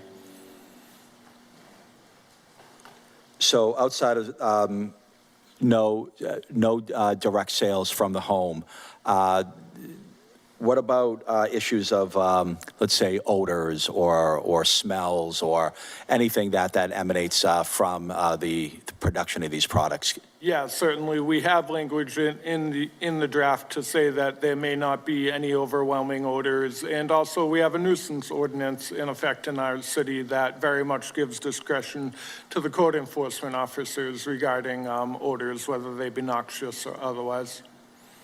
Now, what about, it also states that there'd be no signage. So outside of the person inside cooking, there's really no advertising that this location is a cottage kitchen or engaged in this activity at all. Not outwardly placed physically at the location. Certainly, they can engage in advertisement through social media and other vehicles, yes. Now, is there also, from my understanding, permitting at the state level for cottage kitchens? And I'll let Commissioner McCullough speak to that. She has more information regarding that. Hi, so I just want to mention that there is a distinction between these, between what is considered a residential kitchen and the different permits that allow for residential kitchens. So there is the retail residential kitchen, which does allow for what's called direct-to-consumer sales. So that would be selling yourself at a fair, at a farmer's market, things like that. And then there is the wholesale residential kitchen, which is a larger production of food that is sold at a grocery store or some other type of retail store that they would sell to the consumer. So the wholesale residential kitchen is a license, requires a license from the state. So that is something that we cannot allow, and I want to correct the language in our current ordinance to reflect that. So we would simply just have to reflect that change to a retail residential kitchen, which would allow us to provide that permit for them to do that. So that is the type of permit that we could provide to residents. We could provide instruction on how they could apply for a license if they want to convert to a wholesale residential kitchen. But that is not something that we could provide. So you're basically saying that there's both a state level permit for wholesale kitchens, and then there is a city side permit for retail kitchens. Correct. Okay. So two distinct permits. So just retail, think of direct to consumer. Wholesale, you're selling to a store, a grocery store, and they're selling on your behalf. Okay. So obviously then if we're talking retail, we're talking much smaller quantities. Correct. In those sales than we would be at a retail, a wholesale type of operation. Correct. But if, so there's nothing, let's say this does not move forward, then people can still wholesale cottage kitchen in Brockton, but just seek a permit through the state for that. Or are we disallowing, or is that disallowed in the city of Brockton? I believe we still have to pass a cottage kitchen ordinance. If we don't allow residential kitchens in the city, then we can't permit or allow a wholesale residential kitchen. So we still have to pass a residential kitchen ordinance or cottage kitchen ordinance to even allow wholesale residential kitchen to go forward. So either way, we still have to pass a cottage kitchen ordinance. Understood. Also, in our conversations, the deputy fire chief reached out to us to address some of his concerns. I'd like to bring Deputy Weeks up and to speak about the fire department's concerns that were raised and then addressed in the modified or amended cottage kitchen. So could you just kind of speak to some of your initial concerns and how some of the change of the language addressed those concerns? Yes, thank you, Councilor. So my goal is the preservation of life and the conservation of property. And the best way to do this is to prevent fire.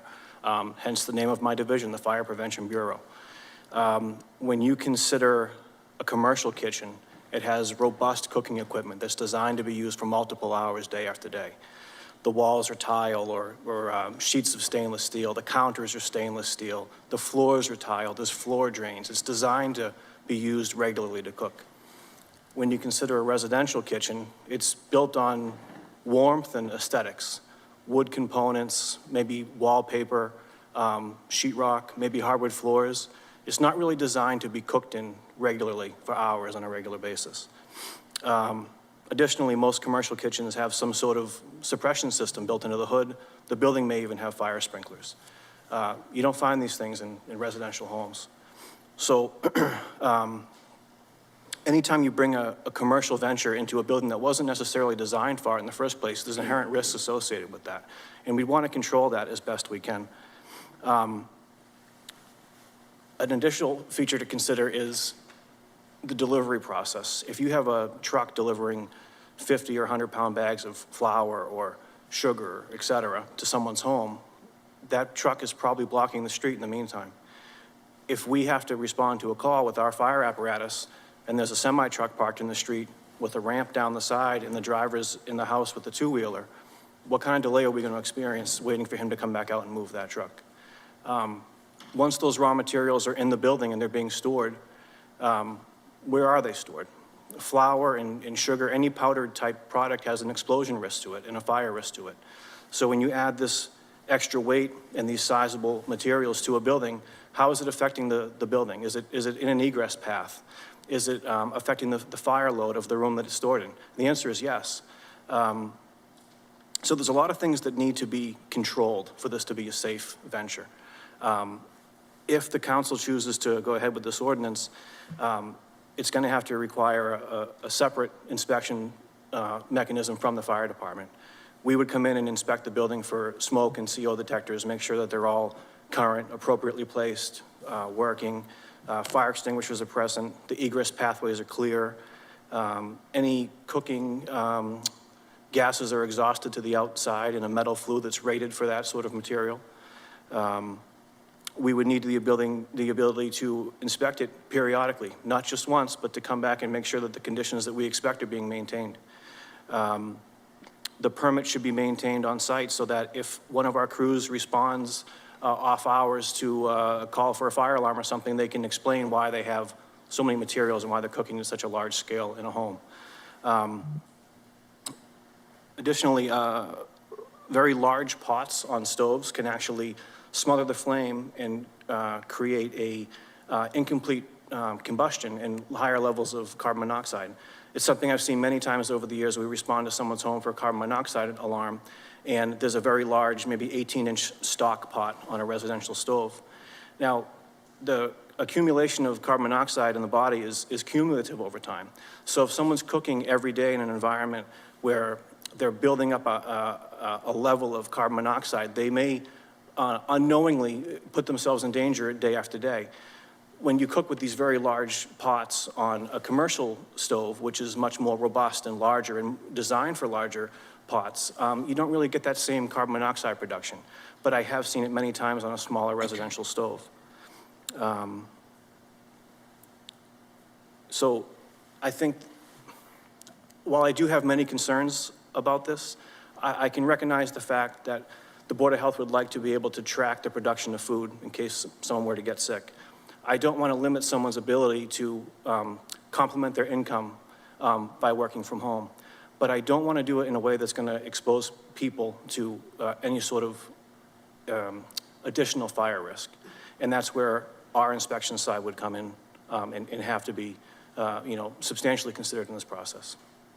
Now, the language that is currently in that redlined amended ordinance that we talked about a month ago. So does this ordinance fully address those concerns? From what we discussed on that Zoom meet, as long as they have a fire department issued permit and it's followed appropriately and we can maintain an inspection schedule, many of these concerns will be addressed. However, some cannot, such as the robust commercial cooking equipment versus a residential stove, a tile and stainless steel commercial kitchen in a sprinkler building versus a residential home. Those cannot really be addressed with inspections, but we can limit some of the factors by ensuring that the inspectable items have been addressed. And I think, just one Go thing, ahead, I think please. we could also provide guidance to, people who are looking to do this. I mean, I've gotten a lot of contacts from the community about, having this ability to, prepare these foods in the home and sell them outside.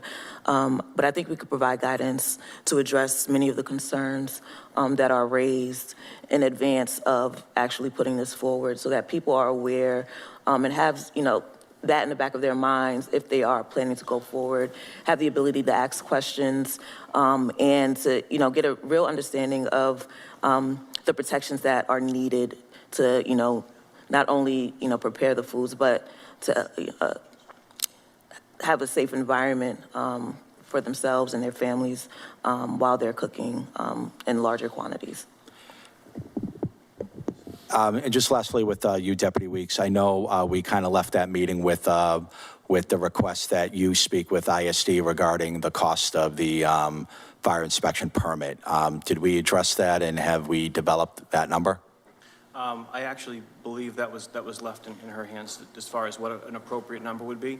But I feel that if the fire department's portion of that was 50, which is what we charge for a smoke and CO inspection, the amount of time we're on scene will be comparable. So I think we wouldn't feel much of a burden in that regard, but it will add to our workload depending on the quantity of these applications that we receive.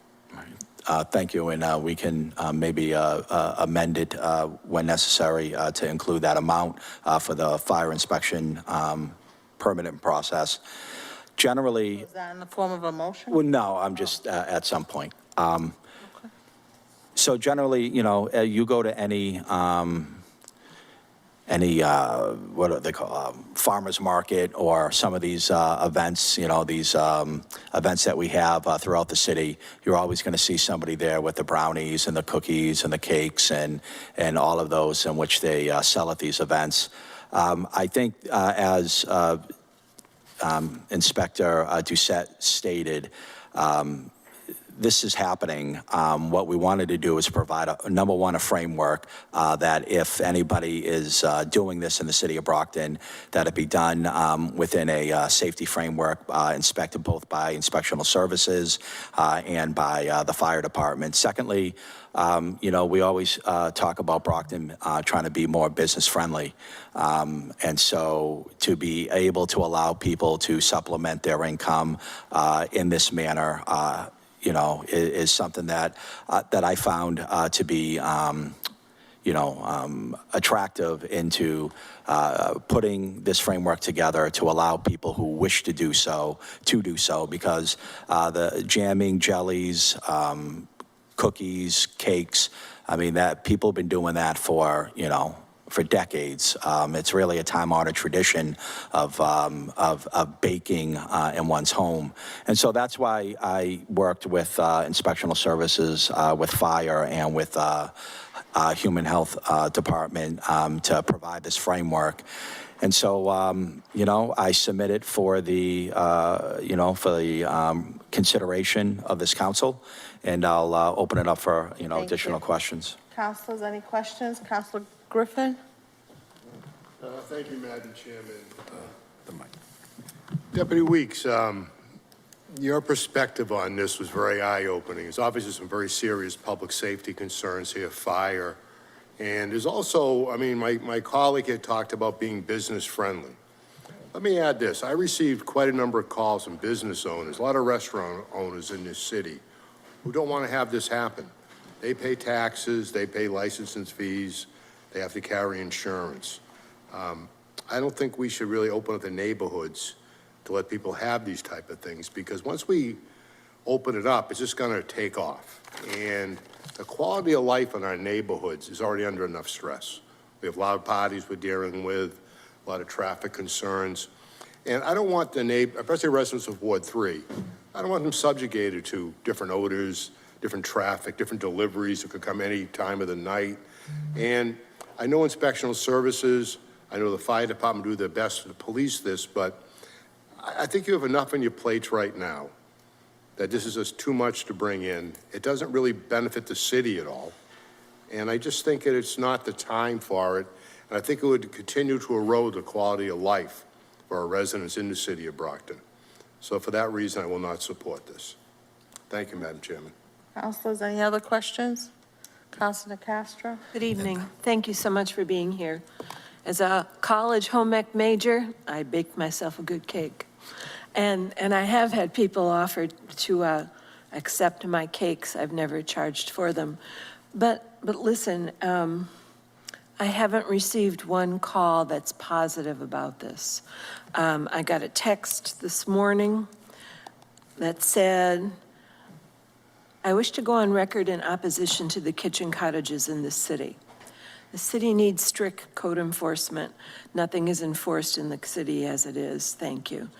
I got a lot of messages along those lines. We're having enforcement issues, crime, code enforcement. I talk to you guys all the time about this stuff, unfortunately.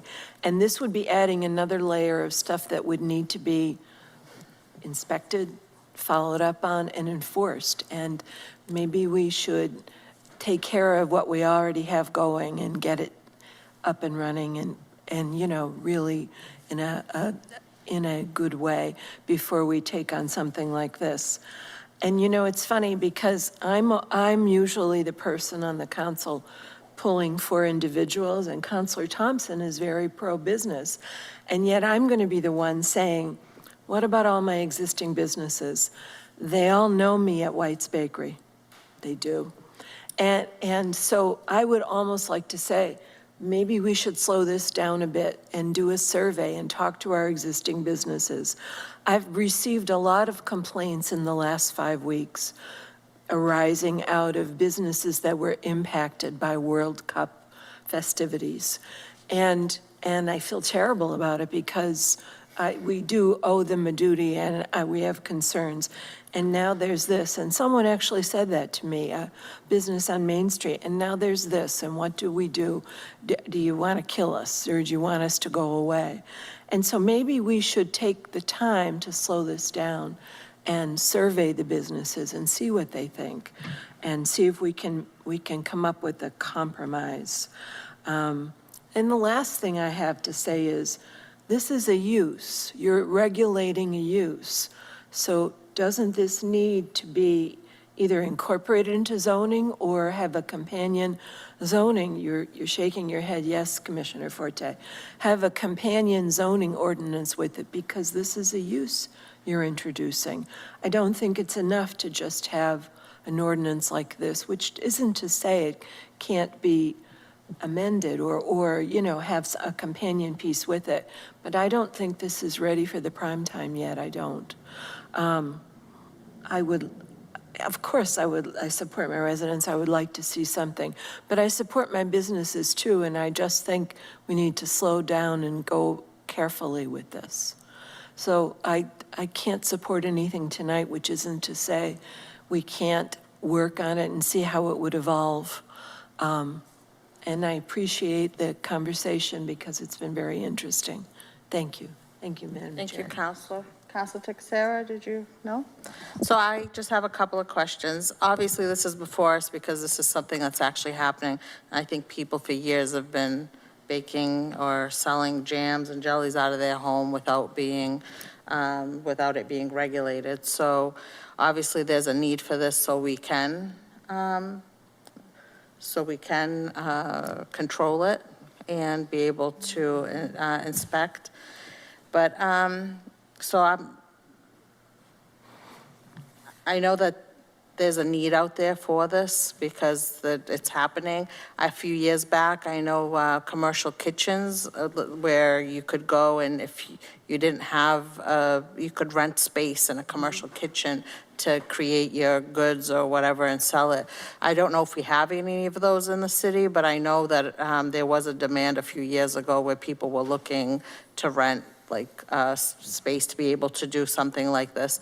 So being able to do them from their homes, you know, probably would eliminate the need to have a commercial kitchen.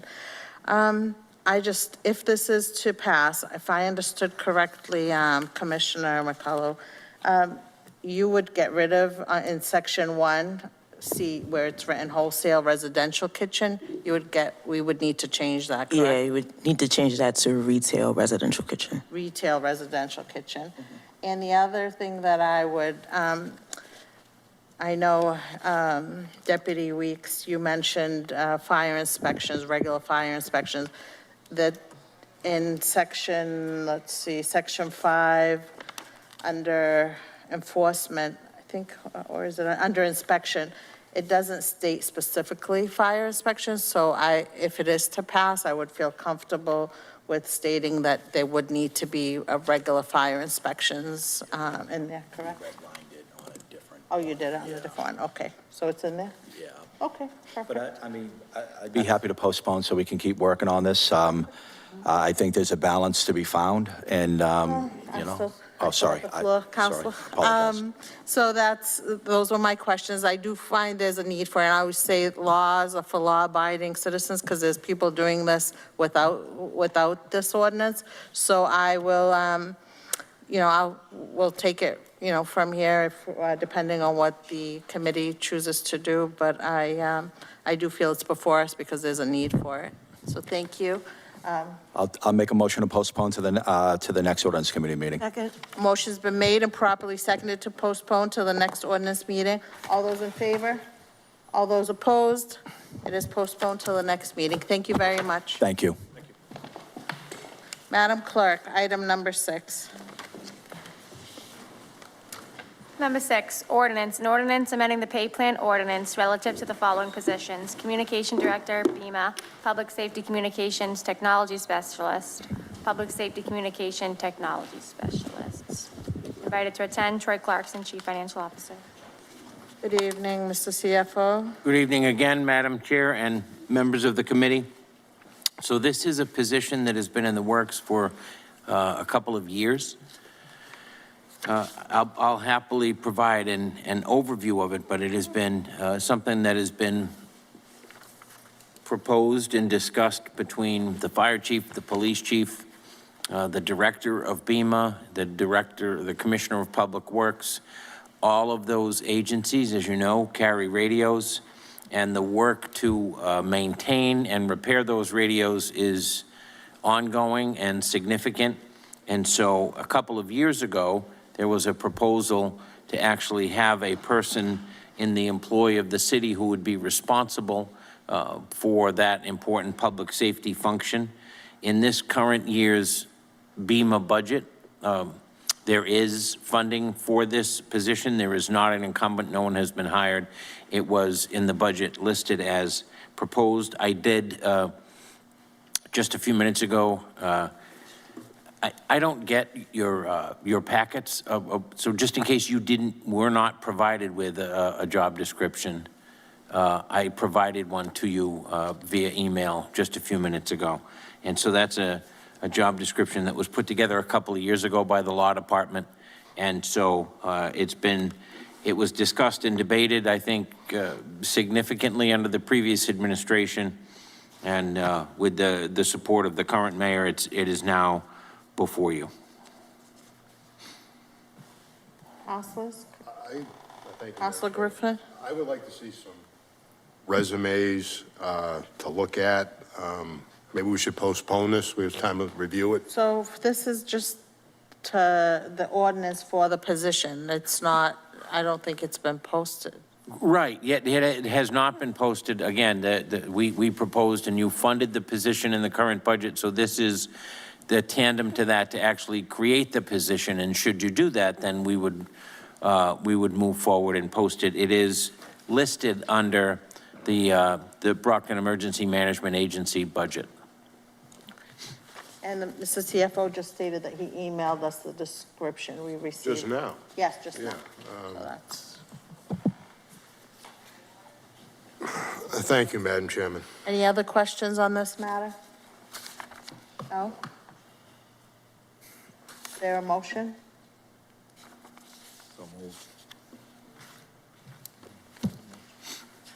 No? No motions? Then do you want to postpone? Do you want it to Motion to postpone. postpone? Second. A motion's been made and properly seconded to postpone this matter. I'm sorry? On the motion? Okay, Council.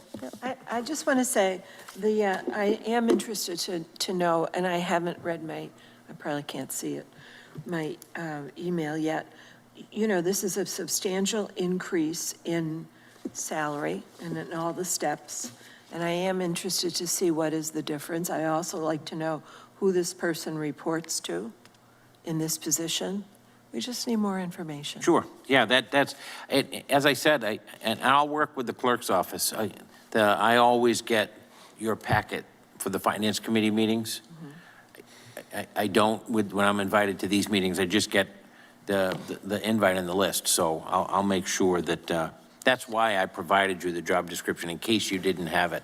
So apparently you didn't, so. Typically, all the council would receive is the ordinance that was submitted by a counselor. Okay. If a department wants to provide information, they can do it through when the ordinance is first submitted to the clerk's office, or they can send it to me and I'll bring it to the ordinance committee. That's Either very one helpful to know. works. Thank you, Counselor. And so I'll make sure in the future, whether or not it's submitted by my office, that the proper backup is provided.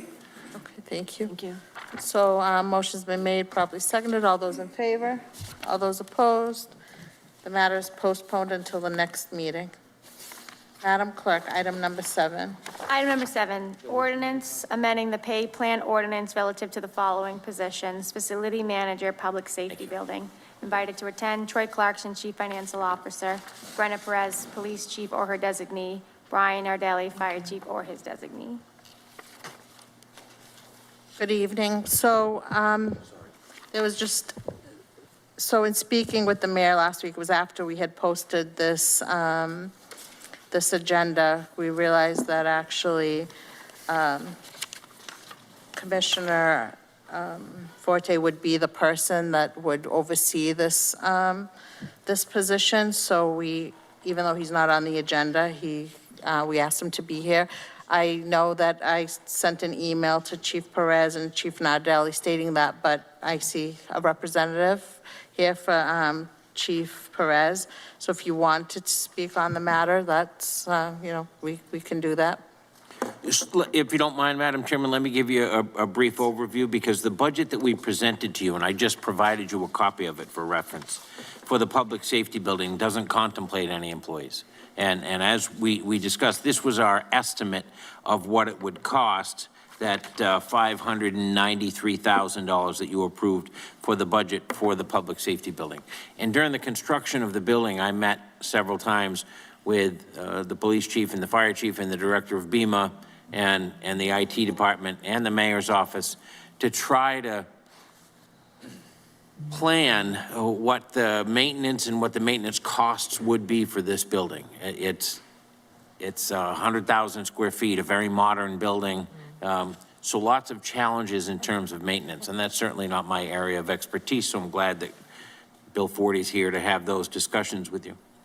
What we decided at the time was that it was probably best to, as we understood the challenges and the needs of the building, to contract out both the custodial services and the ongoing maintenance. And so there is a contract in place for custodial services at the building. The bids for the actual building maintenance came in much, much, much higher than anticipated. Bill or Sergeant Skinner can discuss that in more detail, but the bids exceeded $300,000 for a brand new building. So we went back to the drawing board and decided that having a person who was responsible for that building, a facilities manager, would actually be far more cost effective, even with the salary and the cost of health insurance and pension costs. So we worked on that. I've provided you with a job description that was provided to me by Sergeant Skinner. And so the sergeant and Bill can speak to you about the specifics. Facilities maintenance, as you know, has become its own discipline because of the modern nature, the complicated nature of these buildings and the systems within them. So we believe this is the best, and again, the most cost-effective way to ensure maintenance of our buildings. I've said to you many times over the years from this table, we do a good job in general in government of building things, not so much with maintaining them. So we're really trying to get off on a positive foot with this building and make sure that we're investing the correct amount of funds to properly maintain this building, so we're not spending lots of money down the road fixing broken things that we didn't maintain.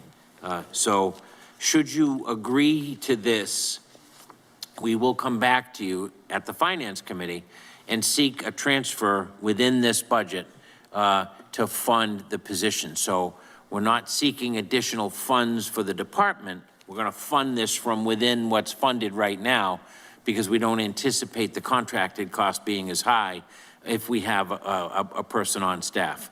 But that will require a transfer within this budget.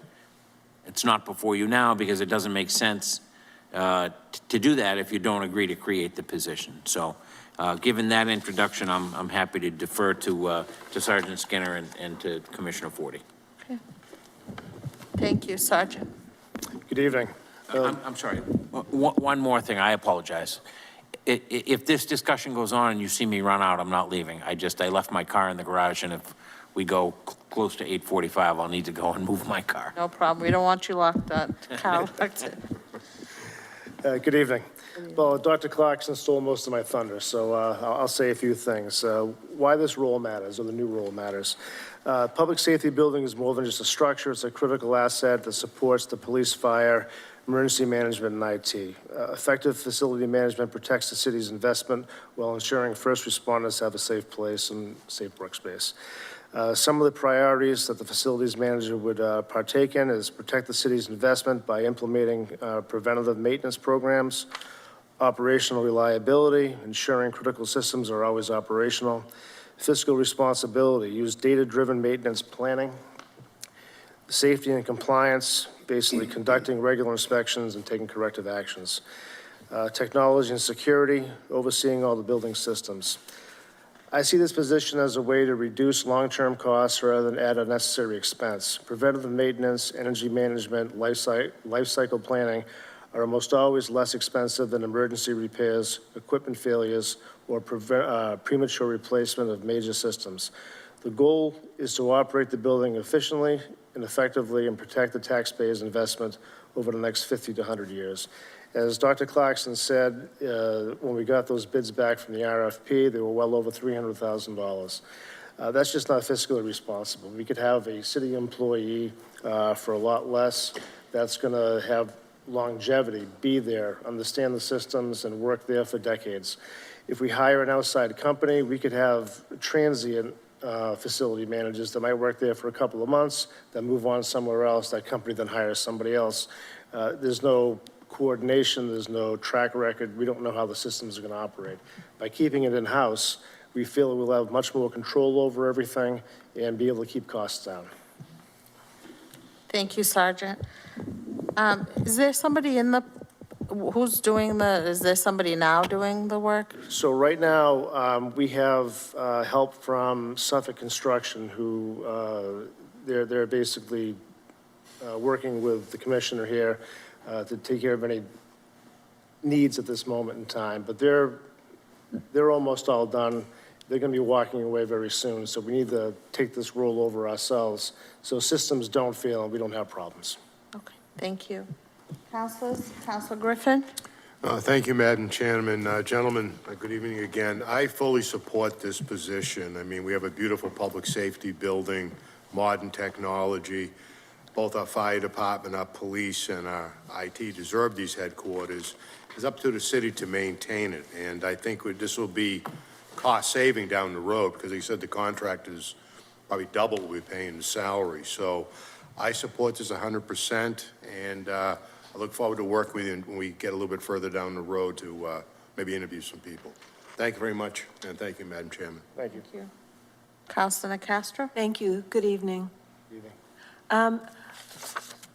Yes, someone has to run the building. It's too big to rely on any of the departments. I do have a question, though, about this job description that Commissioner Forte just gave to us, because on the back side of it, it says, "The facilities director will report directly to the mayor, but will confer with the superintendent of buildings." And I wonder, why was the conclusion made to have them report directly to the mayor? I don't think the custodial staff or, on all of our other myriad buildings report directly to the mayor. Why would that be? Yeah, sure. Thank you, Councilor Castro. So before I was kind of called into this, myself and Sergeant Skinner worked on this job description. When, at the time that I helped to create this position, we enumerated them reporting directly to the mayor because we thought at some point it would have department head implications. In other words, that person would be an individual who was directly responsible to the mayor, only because of line items, budgets, and financing. So if that were, if that were like, elder services or library, this would be treated individually. But since it was recognized that the facilities director should report to my department, I think this probably could be, eliminated from the. It may have just come a little bit too late, as all. Yeah. The job description of the actual ordinance, it would be the Public Safety Committee and the commissioner. Right. It would have nothing to do with the mayor. Right. So He's got enough to do. The job description just needs to be amended. Okay, all right. That would be more consistent with how the rest of the city runs. Yeah. Or at least the city side runs. Yes. Okay, that was my question. Thank you, gentlemen. Thank you, Madam Chair. Council's all set? Okay. Is there, do you have anything else to add? No? Just point of information, so as Sergeant Skinner alluded to, the warranty is going to be up, believe it or not, in September or October, because that's when we signed a temporary C of O, and the contract directs that the one-year warranty starts from substantial completion. Now, because we issued a temporary C of O, that would be considered the substantial completion of the building. The systems that are in that building right now, the most complex are the HVAC systems. When the contract was originally put out to bid, it included things that probably were either not necessary or abundant where they probably shouldn't have been, and any contractor looking at this said, well, if I got to do all this, then there's no way I can do it for less than this kind of money, and I think that was the lowest responsible bid. Am I correct on that? 350, something like that, 350 and change. There was probably a lot of maintenance there that was not, something that a normal routine maintenance program wouldn't include. What is the most concerning of the building would be the HVAC system. It is very complex, it's computerized, and it requires specialized knowledge, not only to run and monitor the system, but also to maintain it for its warranty. I believe that the equipment is going to have at least 5 years, but if you don't follow the maintenance program that is required by the company that manufactured the equipment, you could lose the warranty on it. So right now I'm working with the HVAC installer to create an RFP to send out just for service on the HVAC contract, which would be on-call services and, regular checkups of things like voltages and balances and all that stuff. I mean, the system is, I don't think I've got the commissioning report yet. The commissioning is a balance report on how the air moves and everything else. So once I receive that, then the system becomes ours, and then we have to maintain and make sure that that proper voltage is getting in there, that everything is set right. And I think there must be a diagnostic program with that must be done, I would say semi-annually. What I'm going to do is put on an RFP for that type of contract specifically. The rest of the building, which includes things like garage doors, things like elevators, those sort of things, we actually have annual contracts that we're going to put back out to bid for those services. And what that does is that gives us the ability to be able to get those on-call services right away. You know, if we have an agreement with an elevator company or a fire protection company or any one of those companies that I have contracts with now, they're required to get there within an hour. They're required to respond. They're required to charge a certain rate for straight time, a certain rate for overtime. It's all state bid. So once a facilities director is hired, that person will probably use those contracts, but we want to have them in place before we hire someone. In addition to that, this is a very unique specialty, and I don't think we're going to be able to find, this is kind of a unicorn, being able to find somebody that has these qualifications. You know, you'd have to be a facilities manager, but you'd also have to have some experience. Our ideal candidate would be somebody that worked at Simmons College running their HVAC systems in multiple buildings. That would be our ideal candidate, somebody that knows building facilities management, because again, it is a separate discipline. But I do have a pretty sound plan in place, and I'm ready to go on this. Once this gets approved, then we can get that person on board and they won't have to start from scratch on everything. So I am currently working on getting those contracts secured, get those specifications enumerated. We've already been to the building. We've checked all the filters. My crew is getting familiar with cleaning filters. That's a big part of the maintenance, and I'm very confident that we'll have a good control on this building. But if it falls under public property, I think it'll get the attention it deserves with a facilities manager over there full time. So. Perfect. And as far as the pay scale, how is that? I'm figuring there was research that was done to figure out the. Well, maybe I'll apply for the job. Very good. So are we all set, councilors? Any other questions? We'll entertain a motion. Motion to refer back to the council favorably. Second. Motion's been made and properly seconded to send this favorably. All those in favor? All those opposed? Congrats. It passes favorably. Thank you. Thank you, gentlemen. Madam Clerk, item number 8. 8. An ordinance amending Article 5 Stormwater Management Ordinance. Invited to attend, Commissioner of DPW Patrick Hale, Conservation Agent Kyle Holden.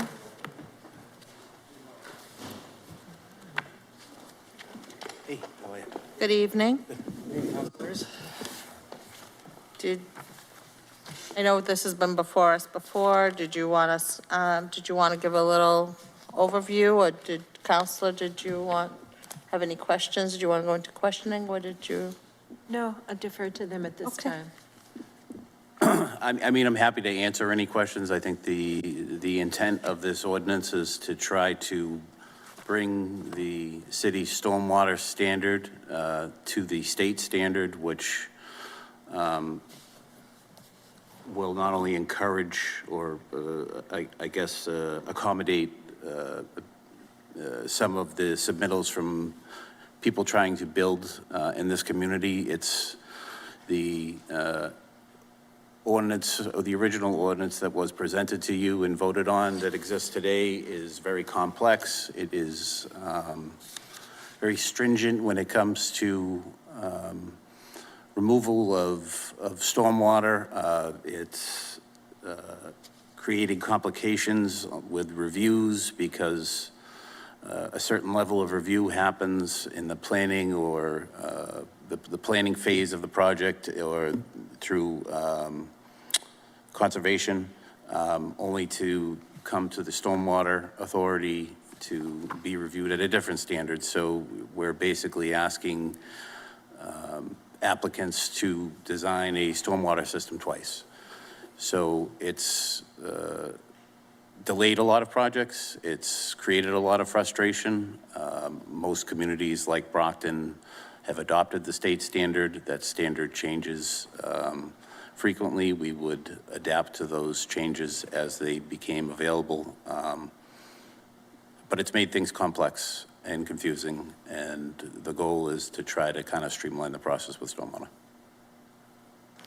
So this was drafted by, who drafted the ordinance? So the changes were drafted by Apex Consulting. You know, this stormwater ordinance has been an issue for some time. They reviewed the stormwater ordinance, tried to pull out everything that was creating confusion and complexity for the applicants and tried to reel it back into the state standard. This is just one of 3 things that will have to happen. The next issue that we'll have to deal with would be the stormwater manual. But this is the first attempt to kind of try to bring things back to I don't want to call reality, but that's, every other community primarily uses the state standard. Perfect. Just a quick question. I have 2 copies, so I'm figuring everybody does. One is pages 1 through 17, and one is page 1 of 9. Which one is the correct one? What you have is one shows track changes. Okay. And what that does is it shows changes to the existing ordinance.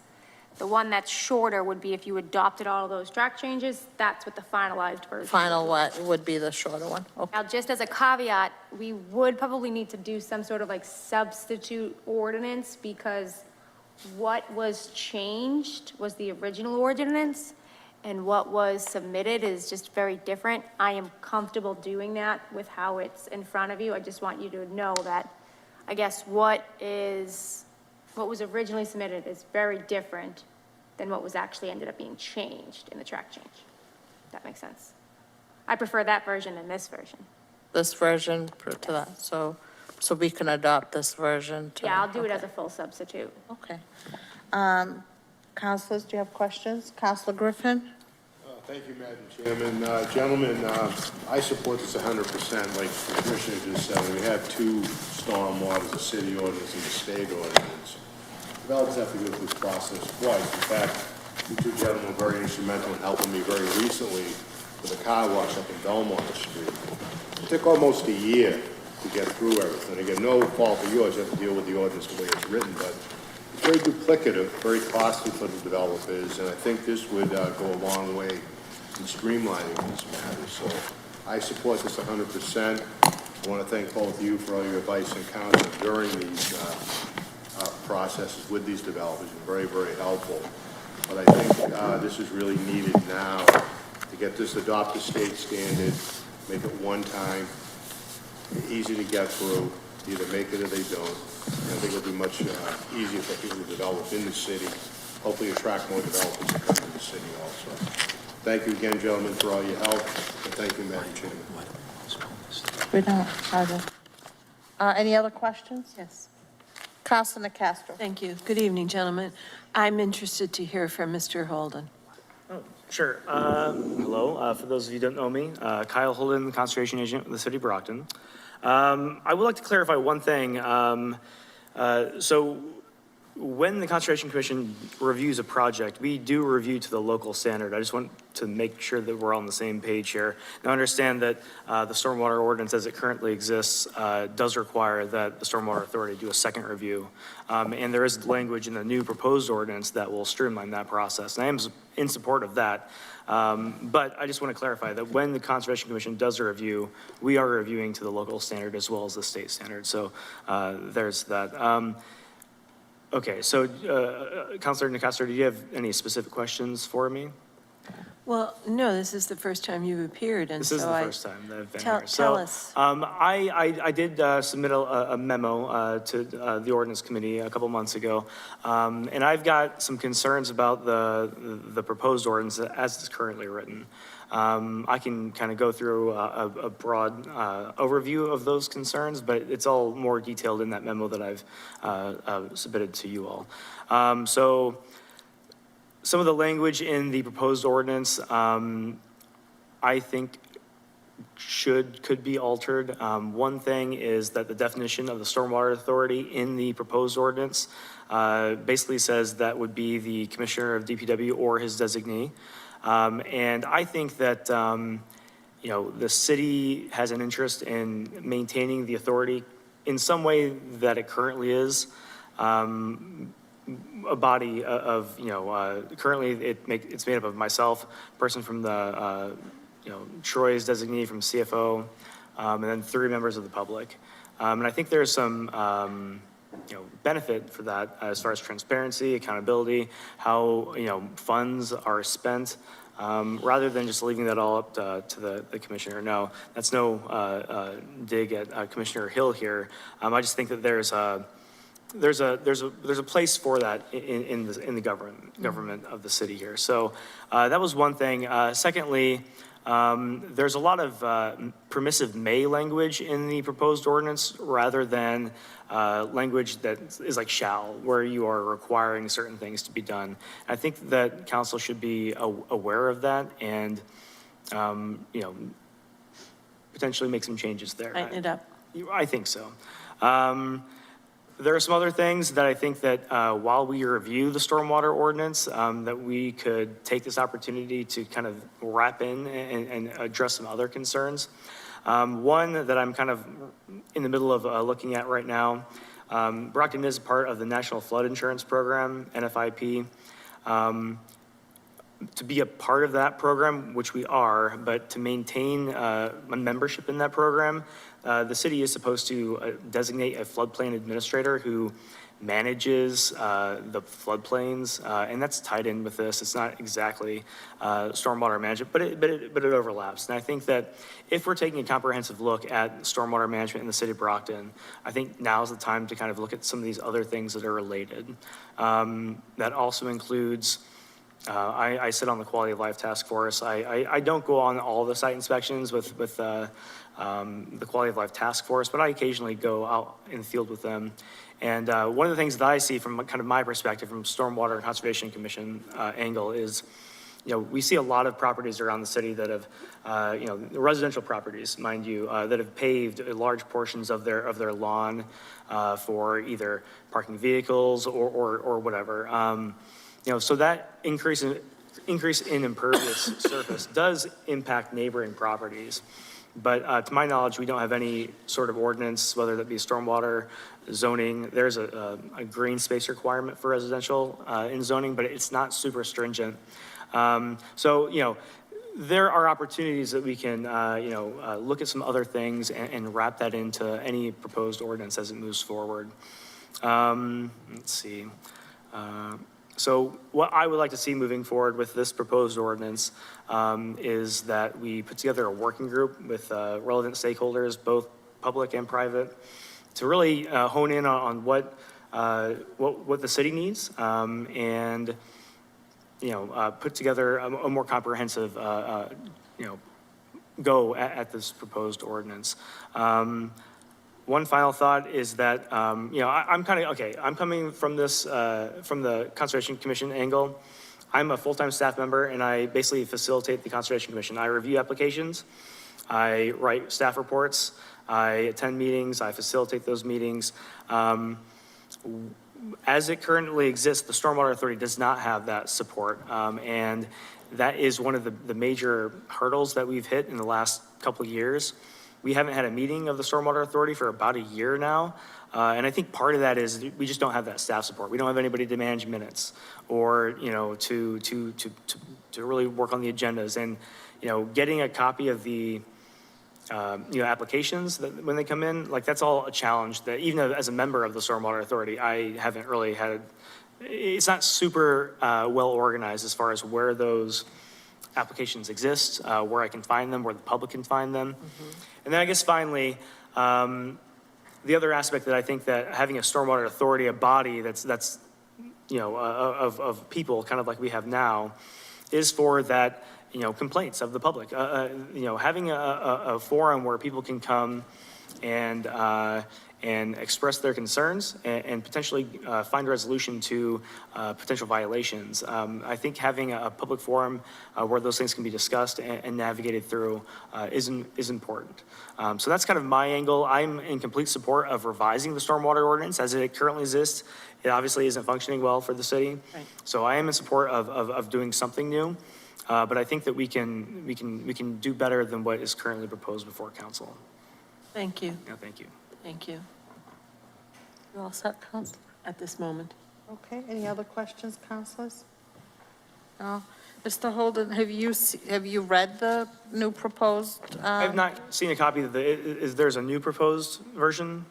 I believe you have the latest proposed version, but I'm happy to provide it. The version that I've read through was the one that was initially given to council. Have there been any amendments to that version? Yeah. Yes. Okay, so I've not seen the amended version, so take what, well, I'll have it said worth a grain of salt. Thank you. No. That's both redlined and. Okay, yeah, thank I you. mean, my only concern is that with the council being in summer session and the process, the more that we would delay this, we're only meeting twice a month. So I was hoping that if you did have changes that we could work on them, or if you have, propose any ideas, if you've spoken to the commissioner about some of your proposed changes that you were suggesting, Well, no, so I've not seen any of the amended ordinance here, and I did send the commissioner a copy of that memo that I sent to you all, but we have not really discussed any changes to the ordinance. Okay. And once again, from my understanding, all we're trying to do is to kind of simplify it, so. Yeah, I mean, we're basically trying to get to some level of normalcy here with regards to neighboring communities, right? I agree with Kyle. This whole process has been very challenging based on the stringent rules and regs that were applied to it. It's been difficult to manage. I think coming, out of the gate, I would like to see this ordinance change. And then if we would like to make additional changes going forward, that would be my recommendation. Having a stormwater authority, all the level of review that needs to happen for the stormwater, if this ordinance comes in place, will happen in one forum. The goal is to try to get everything placed in that one forum I know the mayor has already been talking about making changes to tech review so that all of the shareholders can be at one meeting, so that these projects can go to one meeting, meet with the people who are making the decisions, submit their applications and their projects, and then have the entire level of review done there. I don't know that having an authority with constituents and other members of the city is helpful. I think it's just creating more confusion or, another obstacle or more, another meeting to go to. The projects are reviewed by an independent consultant now. I suspect that they will continue to be reviewed by that independent consultant, because sometimes that level of review can be complex, even at the state standard. When those reviews come back, I don't know that there's anybody on the Stormwater Authority that's going to really be able to make any detailed or cognitive suggestions that will change anything. So while I agree that we need to have some kind of forum for complaints, we do have that forum for complaints with people with stormwater. They call the highway department. I mean, that's where we handle all the stormwater complaints that come in internally. As for projects, the goal is to try to get some of these projects to send out inspectors as the projects are built, so to ensure that anything that's put on those plans is put in the ground. Right now, we don't do that. So I think the changes that we're making are very proactive, but that doesn't mean more changes can't be made if you guys accept this change. Thank you, because I believe with us being in summer session, this won't go to a final vote until Attorney Resnick till, I believe, September, right? Correct. August, it'll be third reading, and then September. So if council still wanted to make some changes, amendments, it can be done during, at that time.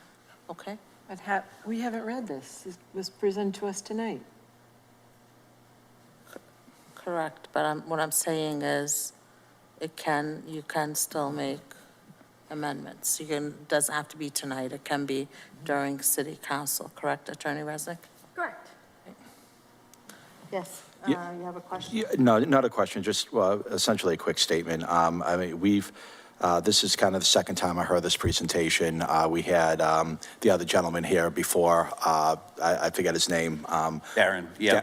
I mean, I'm happy to have him back too, to answer questions. I know Well, I mean, I don't have any specific questions. I heard the presentation before, and I heard the reasons of why we needed to make these amendments, and you brought up many of those reasons again this evening regarding streamlining processes, not basically having two standards, having a different standard than any other surrounding community. It causes confusion. It causes redundancy, and it just, and with all of that is more costs. I know I've had projects in Ward 5 where stormwater's become an issue, matters gone through the board, and it just kind of seems to linger there for a while until some decision is made at, probably too long in the future for any developer's, liking. And then we postpone this matter to hear from you, Mr. Holden, and I appreciate your comments on this ordinance. I haven't really heard anything that said, that we should not consider moving forward with this, that the ordinance is fatally flawed, and that, that we should basically start anew or not even consider it. So I think, I would be willing, able, and ready to move forward on the amended ordinance. And then if, as stated by the chair, there is a significant amount of time between now and final passage that give you, Mr. Holden, an opportunity to read the amended ordinance. If you wanted to make some proposed changes, we could have a conversation and make those changes in council. But I think time is of the essence when it comes to this specific issue, because we've seen over the past year and a half, some of the damage caused by the existing ordinance. And so I think it's proper to move forward. And, with that, I would make a motion. Counselor? Yep. Before you make that motion, I've been trying to meet with Commissioner Hill about this. I've asked him to meet with me on Thursday. And so I can't make a motion on an amendment that I haven't even read or understood. We've had broad brush conversations tonight, but that's been about it. I really prefer that we postpone this, and I will meet with him and invite Mr. Holden as well to meet with us. Counselor, you can still meet with them, and there's time to make your amendment.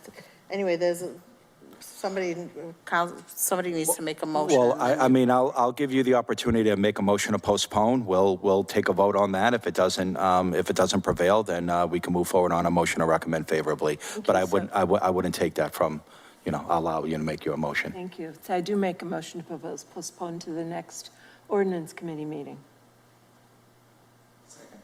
Is there a second? Motion's been made to postpone and seconded. All those in favor of postponing? All those in favor of not postponing? That'd be good. So the postponing passes. Thank you. Thank you. Thank you. All right, thank you. Madam Clerk, with no further business before us, I would just need a motion to postpone. is there a motion to postpone? Wait, what? Postpone what? Sorry. Oh, adjourn. Adjourn. I make a motion to adjourn. Adjourn. Postpone.